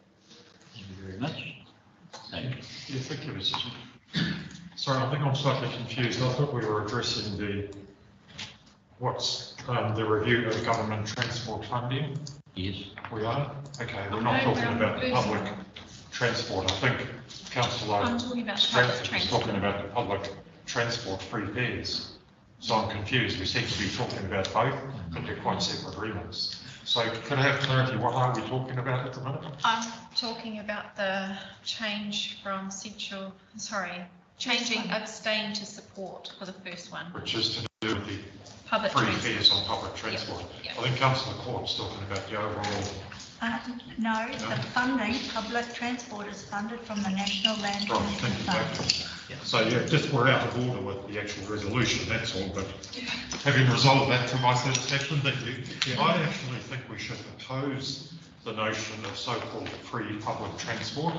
Public transport is never free, it costs. Somebody has to pay for it. The proposition is this campaign requesting free fares be funded by central government, which means all taxpayers. I think that's very inequitable. Essentially, yes, we appreciate some of the groups identified are very low income groups who will struggle and do struggle with transport costs, but not all of them. not all students are struggling, financially. Essentially, the proposition here is that a young person working on for low income in Kaikoui will be funding the trip to university for a well-to-do young person living in Thorndon or indeed Remuera. There's an unfortunate regressive aspect to this proposition. Nowhere are we told what this would cost the taxpayer.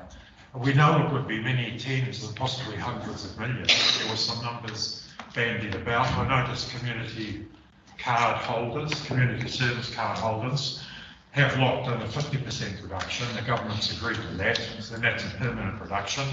But I really think this is very narrow. We are told that effectively most of this argument is coming from this Aotearoa collective for public transport equity. And I think that word equity is exactly what's at stake here. It would be very inequitable. They claim to have a vast collection of community organisations. Actually, if you consider 58 to be vast, that's how many organisations are involved in this collective. Many of them are university-based. I think Victoria has 3 different student groups which make up some of that. So it's actually not that broad brush, a collective, I'd have to say. Just in terms of putting some numbers about this, a person can travel around Auckland City's inner suburbs for the magnificent cost of $1 on the Link bus. If you want to get a bus from the North Shore to the university, it costs you $3.90 each way. That's $7.80 a day, which I suspect is significantly less than my sort of nominal young person in Kaikoui having to drive to Waipapa to get a job in an old car. And yet they'd be subsidising directly that bus fare, and I just don't think that's reasonable. So for a whole host of reasons, I really think it's not a particularly well thought out. It won't create equity, quite the contrary. And there is no indication of what this is actually going to cost everybody if we go ahead with it. So a fan that I might be of public transport in the right place, as Councillor Court has indicated, there's zero benefit to any of our ratepayers, and I think we have, and there will be a cost imposed all year indirectly. Their taxes will be subsidising metro public transport. I don't think that's reasonable. So I would rather we oppose this agreement rather than merely abstain from it.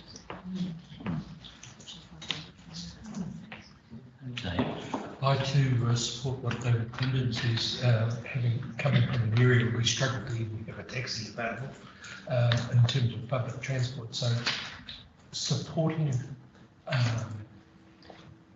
our low socio-economic areas and people who would need to be subsidising transport in the cities for free. I can't see that, and I can't support that sort of nonsense. Certainly, I don't see an equity in it across the board. Okay, so the resolution we have, sorry, John? Oh, John? I'm just unmuting myself. There we go. Thanks, Mr. Chair. Good, I can be heard now, I think. Just a point of clarity here. I believe these are remits that are going to go forward. We can't decide for the collective in the conference, but what we can give is what is our view from council on this. And in my opinion, our view for this public transport one, I'm agreeing with my colleague, Councillor Clinton, and when you look at us, you look at those that are in most need, this doesn't actually help with equity at all. So I would say we should go forward and actually vote against it. But we can't vote against it here, and that's what I would say. So we're voting. Is it correct? We're voting, giving a steer for all of those members who go through to the conference who are going to vote. I guess it's going to be you, Mr. Mayor, and my vote would be, say, to vote against this one on those grounds and get the argument. That's my comment. So just for clarification's sake, what we're asking the council to do is, I'm going down representing the council at the Local Government New Zealand Conference, And I need to know what this council's view is on how I should vote on the remits. Yeah. That's the purpose of the discussion today. And so I need to have direction as to whether we, for example, vote for the review of the transport funding or vote against it, and so on with the other three.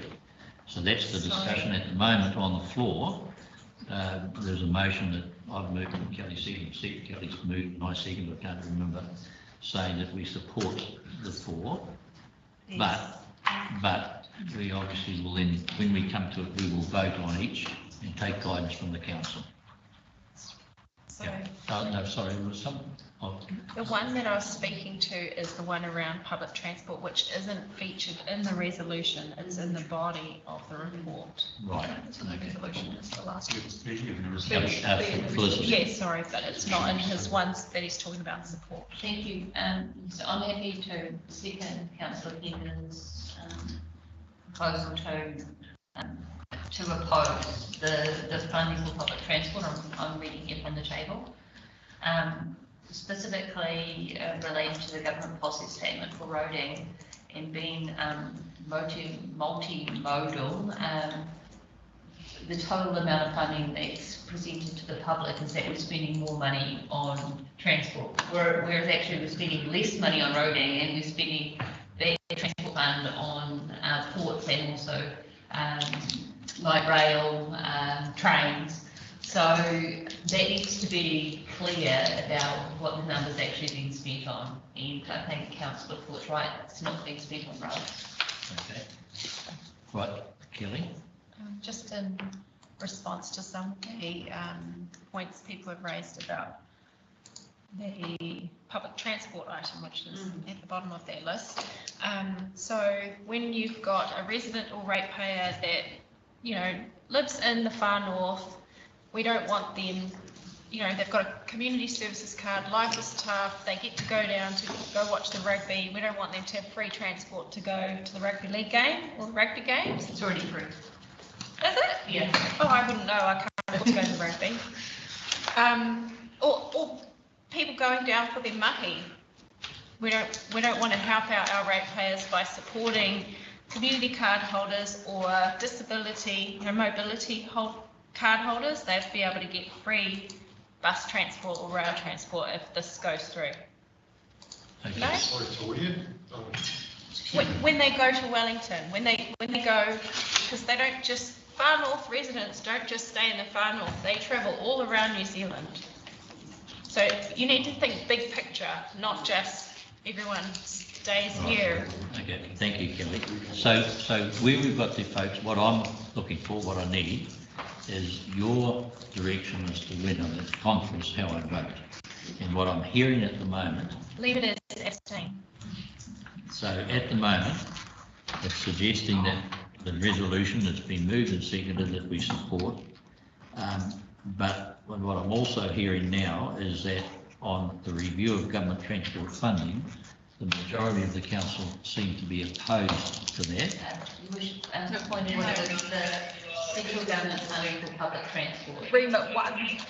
There's one which is big on our resolution. That's right. It's a shame the resolution doesn't follow the remits. Right. Okay. So remit 1, gotcha. So we're suggesting rather than abstain on it, that we vote against it. Is that what I was hearing the majority saying? Okay. So, in which case then do we need a resolution directing that I do, or just accept the majority and go and vote against? I think for legacy we should just put it in resolution, Your Worship. So it's clear. I think we should put it in resolution. All right. So we can seem to be abstained, don't we? So we'll need an amendment to that. But an amendment can't be a direct negative, but if you as the mover and Kelly as the seconder agree. No. So otherwise you have to put to the vote that we abstain. All right, and so, if that's defeated. So at the moment we've got a resolution that says we abstain. I'll put the motion. All in favour, please say aye. Aye. Against? Right, the motion is lost. Now we have a motion for agreement that we vote. I'll move that we oppose. Oppose. Second. And vote by division, please. Councillor Stratford's requested a vote by division. so Yes, of course, absolutely. Yep. All right, so we will vote for the resolution that says we oppose the government funding for public transport by division. Oh, So no, we it's, yeah, sorry, yeah, carry on. go around the room. Aye. Aye. Aye. Nelly, aye. Aye. Aye. Aye. No. Thank you. John Busich. Aye. Right, thank you. I'm aye, so motions. I will vote against that. Then we go to the others. The review of government transport funding. We support it. Happy to move that we support it, Your Worship. Can it just, we might be able to do the four together.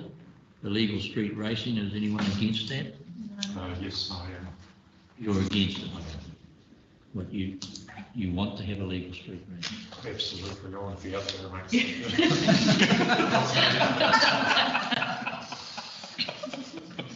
If you're not awake at midnight. No, I mean, just to flag that is the only one I'd like a conversation on, because I don't think it's a good idea. So. Your Worship, there was a request earlier for us to take them individually. One by one. Okay, so Rachel, you're going to move the review of government funding? Remit 2, yes. Yep, and the second, Felicity, all in favour, please say aye. Aye. Right, the support illegal street racing, I'll move to have a second, please. No one wants to second. Yeah, I'll second it. Right, okay, so that's, now we have a discussion, David. Thank you, yeah. Yeah, this one's kind of interesting. We're constantly complaining that the central government is putting mandates on local government without additional funding. Basically, they say thou shalt do this or that, but they don't give us any money to do it. In this instance, we're turning that around. We're putting our hand up to try and deal with a problem at our expense that central government hasn't been able to deal with. They've passed bits of legislation. Our former leader of the National Party, with the esteemed nickname Crusher Collins, got a piece of legislation to destroy cars of people breaking these laws. Why on earth would we not have LGNZ spend money that is ours collectively from the sector to bring together this group of so-called subject matter experts to try and sort out a plan to enforce a piece of legislation, the Land Transport Act, which is the government's direct responsibility? Are we going to suggest that somehow we know more or better as a sector than the police, all the other people who have endeavoured to resolve this problem? Why would we impose that cost on ourselves? I mean, what unique understanding or insight can we gather that has so far eluded much better funded central government agencies? I simply don't understand that. I think it's not our task. We're not funded for doing that sort of work. I think the likelihood of success, actually coming up with a grand plan that's going to be the silver bullet to do away with illegal street racing, would be about 1% chance of that happening.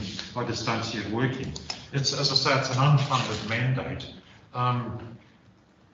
It's interesting, we're talking about bringing together different actors, including local governments, police, Wakakotai, MSD. Again, what on earth do MSD have to do with illegal street racing? I just don't see that happening. Are we suggesting that we're going to put bylaws in place, local council bylaws, to try and manage illegal street racing? Are we going to send one of our staff members out armed with a high-vis vest and a mobile phone to confront 50 fired up young people who are involved in illegal street racing out the back of beyond somewhere? I just don't see it being a real proposition. So for that reason, I just don't think I understand the concern and the frustration, but I think it's poorly thought through, and it's imposing cost on ourselves to try and manage a problem central government hasn't been able to resolve. So I just think it's a very poor idea, and I've opposed it. Thank you. Kelly, you want to comment? And then Thank you, Worship. I think we should support it. Yep. Because communities are already in this space, in my experience in our district, for example, Moirua had what's it called? The street, Safer Streets campaign from 2014, and you were at one of our first meetings, Mayor John Carter. And yes, this is going back a long time. One of the issues was street racing, many other issues that we've managed to address through the Innovating Streets kaupapa. John, turn your phone off. That's not mine. Oh, it's in the room. Is it? I get blamed for everything. And we've got another example of street racing happening on the loop of North Road in Kawakawa, and it's impacting on council because there's a stormwater piece of infrastructure, stormwater infrastructure there, that people are ending up munting up with their racing, and we've got, you know, people's lives at stake with racing going around that loop. And who do they call? Their councillor or their community board member to come and help facilitate the conversations. We do pull in MSD, we have police at those meetings, and everybody plays a different role in getting to the cause of what street racing is.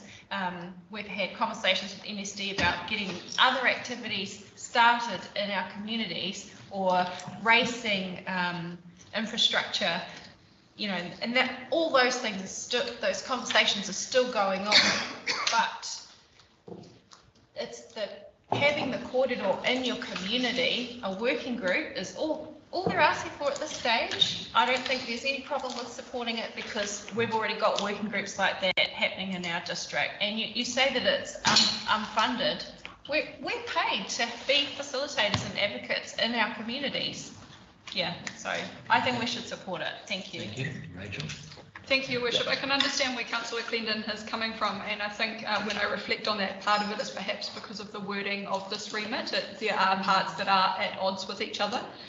The parts that I did have focused on, though, are identifying that they believe that there are policy gaps which make it harder to enforce, and then point 8 with the suggested course of action envisaged. And effectively what we're suggesting that it be done is a similar approach to what was done with the dust matrix and the process that Councillor Court followed in order to advocate that there were holes in policies at a local level and that centrally we needed to work together to address that. So while I understand where Councillor Clendon is coming from, and I was being drawn into his side of debate, I'm happy to support this today based on point 8 of the course of action. Thank you.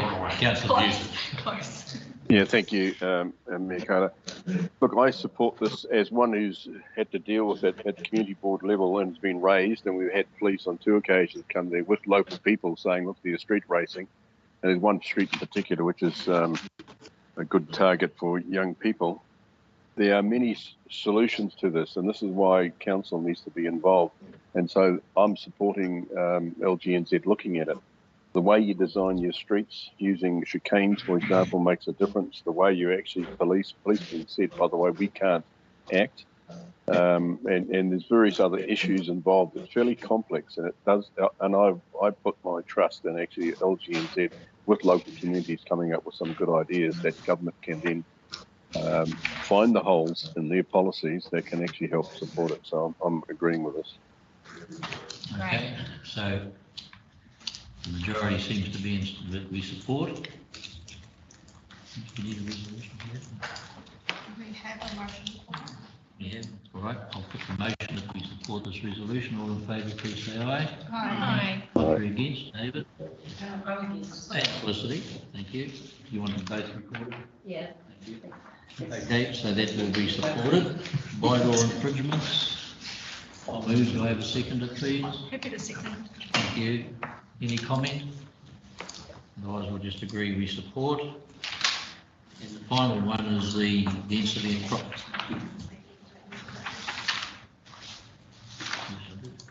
All in favour, please say aye. Aye. Contrary, no carried. And then the final one is the density and proximity of vacant retailers. I've got to say, I absolutely support this. Happy to move, Your Worship. Thank you. Second. Thank you. Any debate? Not, I'll put the motion. All in favour, please say aye. Aye. Contrary, no carried. Excellent. So the opposed one and support the last 4, which is great. Thank you very much.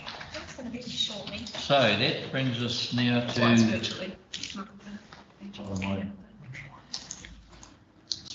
the regional economic Development Strategy 7.1 on page 106. Do I have a mover, please? Happy to move. Thank you, Kelly. Do I have a second, please? Thank you, Felicity. Comments, folks, or do you just want to receive? Rachel? Your Worship, I just wanted to take the opportunity, since Jude is still in the room. Jude, something that you spoke about this morning is around the just transition theme, and it's fantastic that even though it's taken 2 years to see that they've come to the table for that conversation. So I really just wanted to flag if there are any opportunities for our council to be able to support that or to have a conversation outside of the economic development. I think that it's really important that we're a part of that.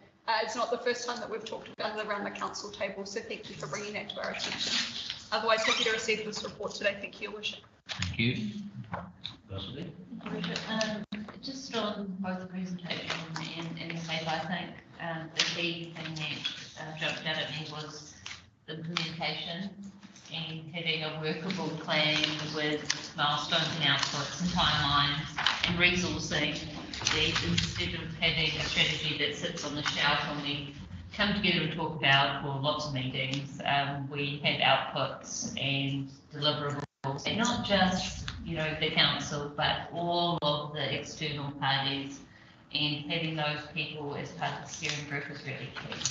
So it's great to see that we're making this progress, but I'm really looking forward to seeing that work plan. Okay, David? Yeah, just following that comment, I guess compliment whoever's selected this working group. I think there's an excellent combination of people. There's some excellent CVs, some of them I don't know, others I do, but I think it's a group that really, as the city has indicated, they won't simply want to come up with some more fluffy, they want to see some outcomes that are going to benefit them all. Yeah, as I say, I think it's an excellent group, and I'm optimistic that it'll get some good outcomes. Judy, you'll be very happy. Right.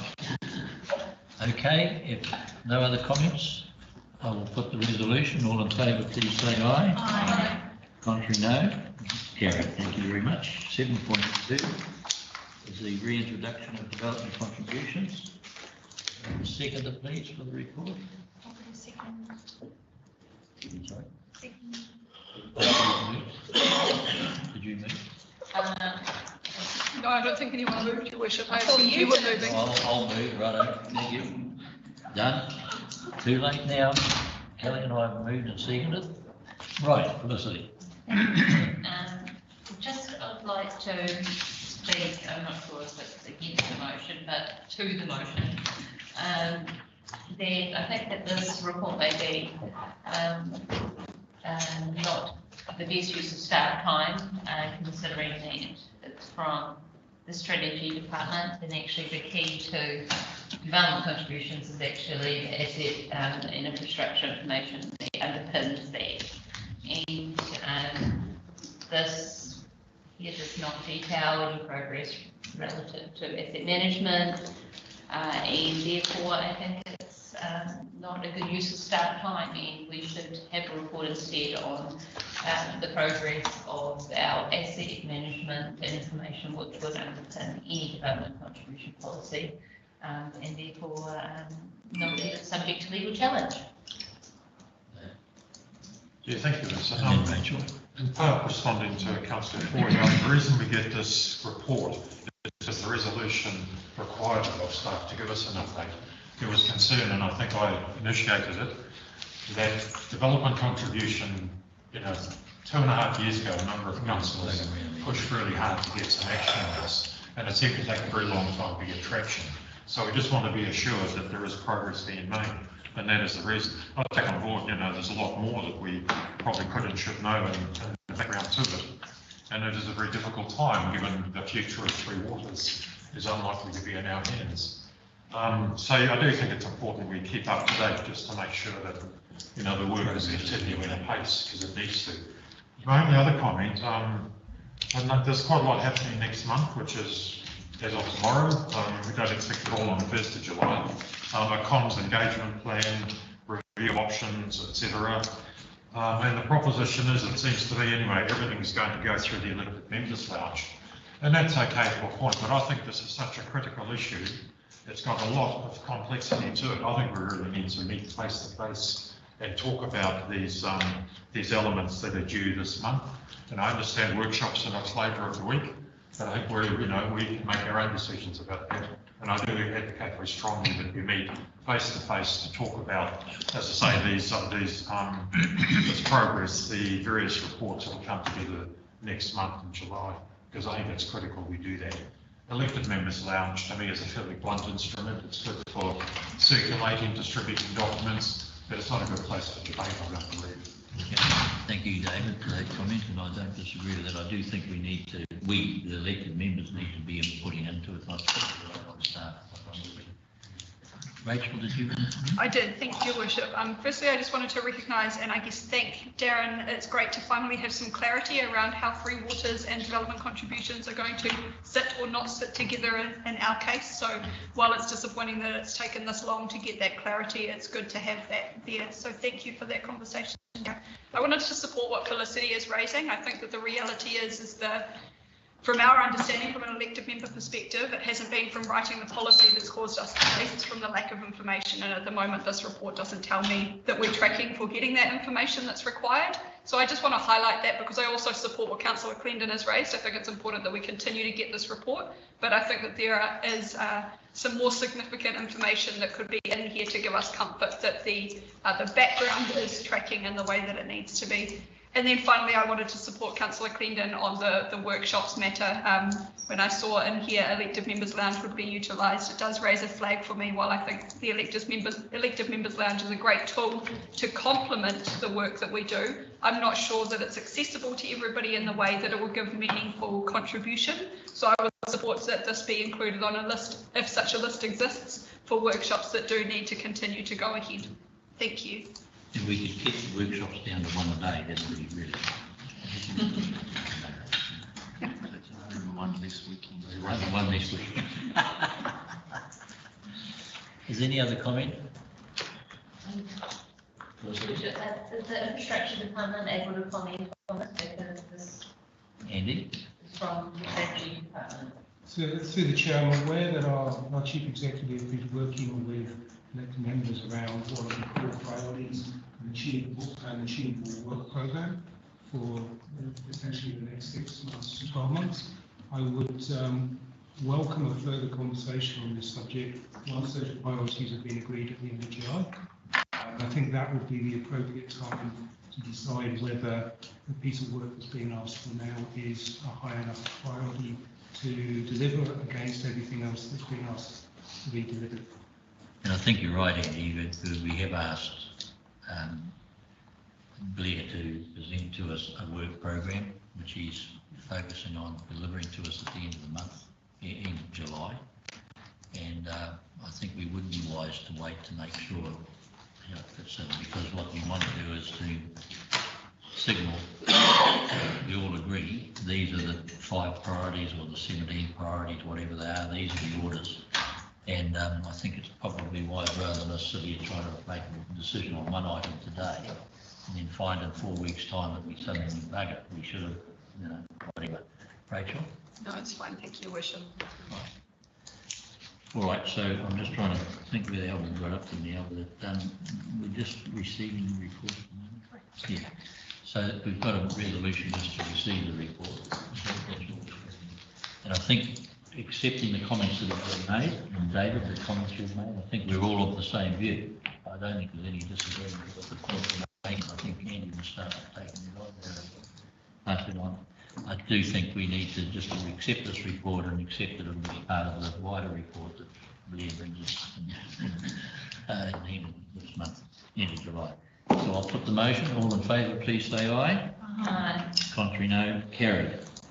Right, we will now come to 7.3, Community Board updates. And happy to move. I will move, sorry, thank you. Kelly seconded. Now, do you want to make comment? Thank you, Your Worship. So our May meeting, there was no issue board deputations, only speakers to the one funding application that we had. And our board approved approved 6,500 towards the, an event in Ahipara for Matariki. It was a 3-day event, so it was very successful. And it went well, yeah. We had that too. And the only other item that we adopted will be the drainage district. Great. Yeah. Well, that's quite a step forward. That's Thank you. thank you. Well done. John Busey, do you want to comment on Kaikoura Hokianga? No, I'll take it as read. You'll see what is actually there. I think it's all fairly straightforward. Only thing I'd add is that there's no surplus. We are going to be putting money into, this is the community board, put money into some of the community plans in the area of, in what's in their wheelhouse, and looking at the design of some of those things, just so that it does leave them in a position that they can move quickly should the opportunity arise. Okay, thank you very much. Your Worship, can I ask a question of Councillor Yeah, Busich, of course. please? Councillor Busich, how is the Memorial Park Playground project tracking? Not 100% sure. I know that's one of the things there that was a bit of a concern to various, and I don't think they have it all signed off accordingly yet. But as I understand, Moko was on that, and I didn't get an update on that. He's not here. I was hoping that he'd be here, but he's busy and doing a probably more important task at the moment. But can't really answer that. But certainly we got our eye on that make sure that's progressing. Councillor Court. Just a process question, thank you, Your Worship, and I have raised this before. I note that the chairpersons of the Bay Island Pongaroa and Community Board are not here today. This has happened before, and at that time I asked, is there a process to alert the deputy chairs so they could attend in their stead? And my question is that process in play? Yes. And are they also not available? So we had an apology today from the deputy of the Bay Islands. Frank. We'll apologise this morning, he couldn't make it to represent Linda. And normally the deputy from Kaikoura Hokianga does try to get along. So yes, there is a process in place. It just it seems to be happening fairly frequently, and the council resolved to have the chairpersons of the community boards here because of the two-way dialogue that we name on. And so I think we should be having a conversation with our community boards that if this is indeed advantageous to them, of course, they should perhaps deputise somebody else to attend rather than just have the seat vacant. I agree with that, and it's certainly it's an issue, but it might be something that the incoming council, 101 more days. Anyway, I agree. I hear what you're saying. You're right. And normally, Emma turns up for Mike as much as she can, and then of course Adele and Belinda normally do attend. Rachel, do you want anything on Bay Islands that you want? Your Worship, I wasn't present for the last meeting, neither was Councillor Clendon. We had a council workshops that clashed with this meeting. I'm going to say you can make something up. I'd be loath to do that, Your Worship. Okay, so we'll just, the reports, be moved and seconded, we adopt the reports. All in favour, please say aye. Aye. Contrary, carried. And council action sheet, I'll move. Do I have a seconder, please? Second. Thank you, Councillor Pollard. Right, any comments, please? David. Thank you. On page 150, I think yes, we agreed on a Linda Park the operational support, and there's a note there, CEO would be asked to provide advice ensuring a consistent approach to supporting community facilities, which is something we've been asking for a very long time, because as we know, Tiahu is treated differently from Turner Centre, which is now treated differently from this. And I note this was to come to the next meeting, which I assume is this one, and I don't think we've seen that yet. So I just don't want us to lose sight of that, because it is critical, it's important that we fund these things consistently. we've heard now from two managers of Turner Centre that the viability of that centre is under threat. We do need to understand exactly how we support them into the future in an equitable and an achievable way. So yes, I just raise the issue of where's that advice and when might we expect it? That was the matter I raised this morning, Your Worship, in the minutes. Yes, as well. So we've got a note of that and we will, if you follow that through, it's been recorded as well. David, thank you. Any other comments that anyone has? If not, I'll put the motion that the report be received. All in favour, please say aye. Aye. Contrary, no, carried. So now I intend to break for lunch, and then when we come back at 1 o'clock, we will resume. We can move the resolution and go and pay They can pause the live stream. All right. Okay, so I'll move that we go into PX. Thank you very much. No discussion. All in favour, please say aye. Aye. Right, now we'll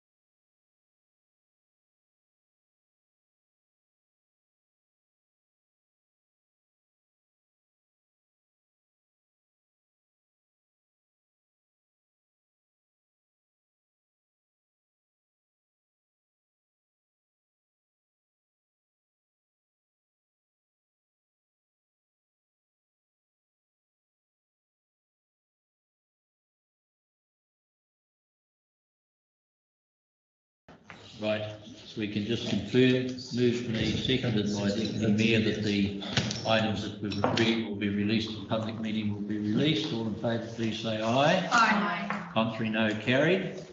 Thank you very much for your patience, folks. It's been a long meeting, but a very successful one, actually. And so, appreciate you drive home. Kelly, would you do character? Yes, and then, just remind you. Closing karakia? That's what. But anyway, and then I was elected and just to stay here, please. Thank you, Kelly. Kia tātou katoa te atu pai o tō tātou ariki o I he krai te me te aranga me te atua me te whiwhinga tangitanga ki te wairo tapu. Ake, ake, ake. Thank you all, staff, and the council.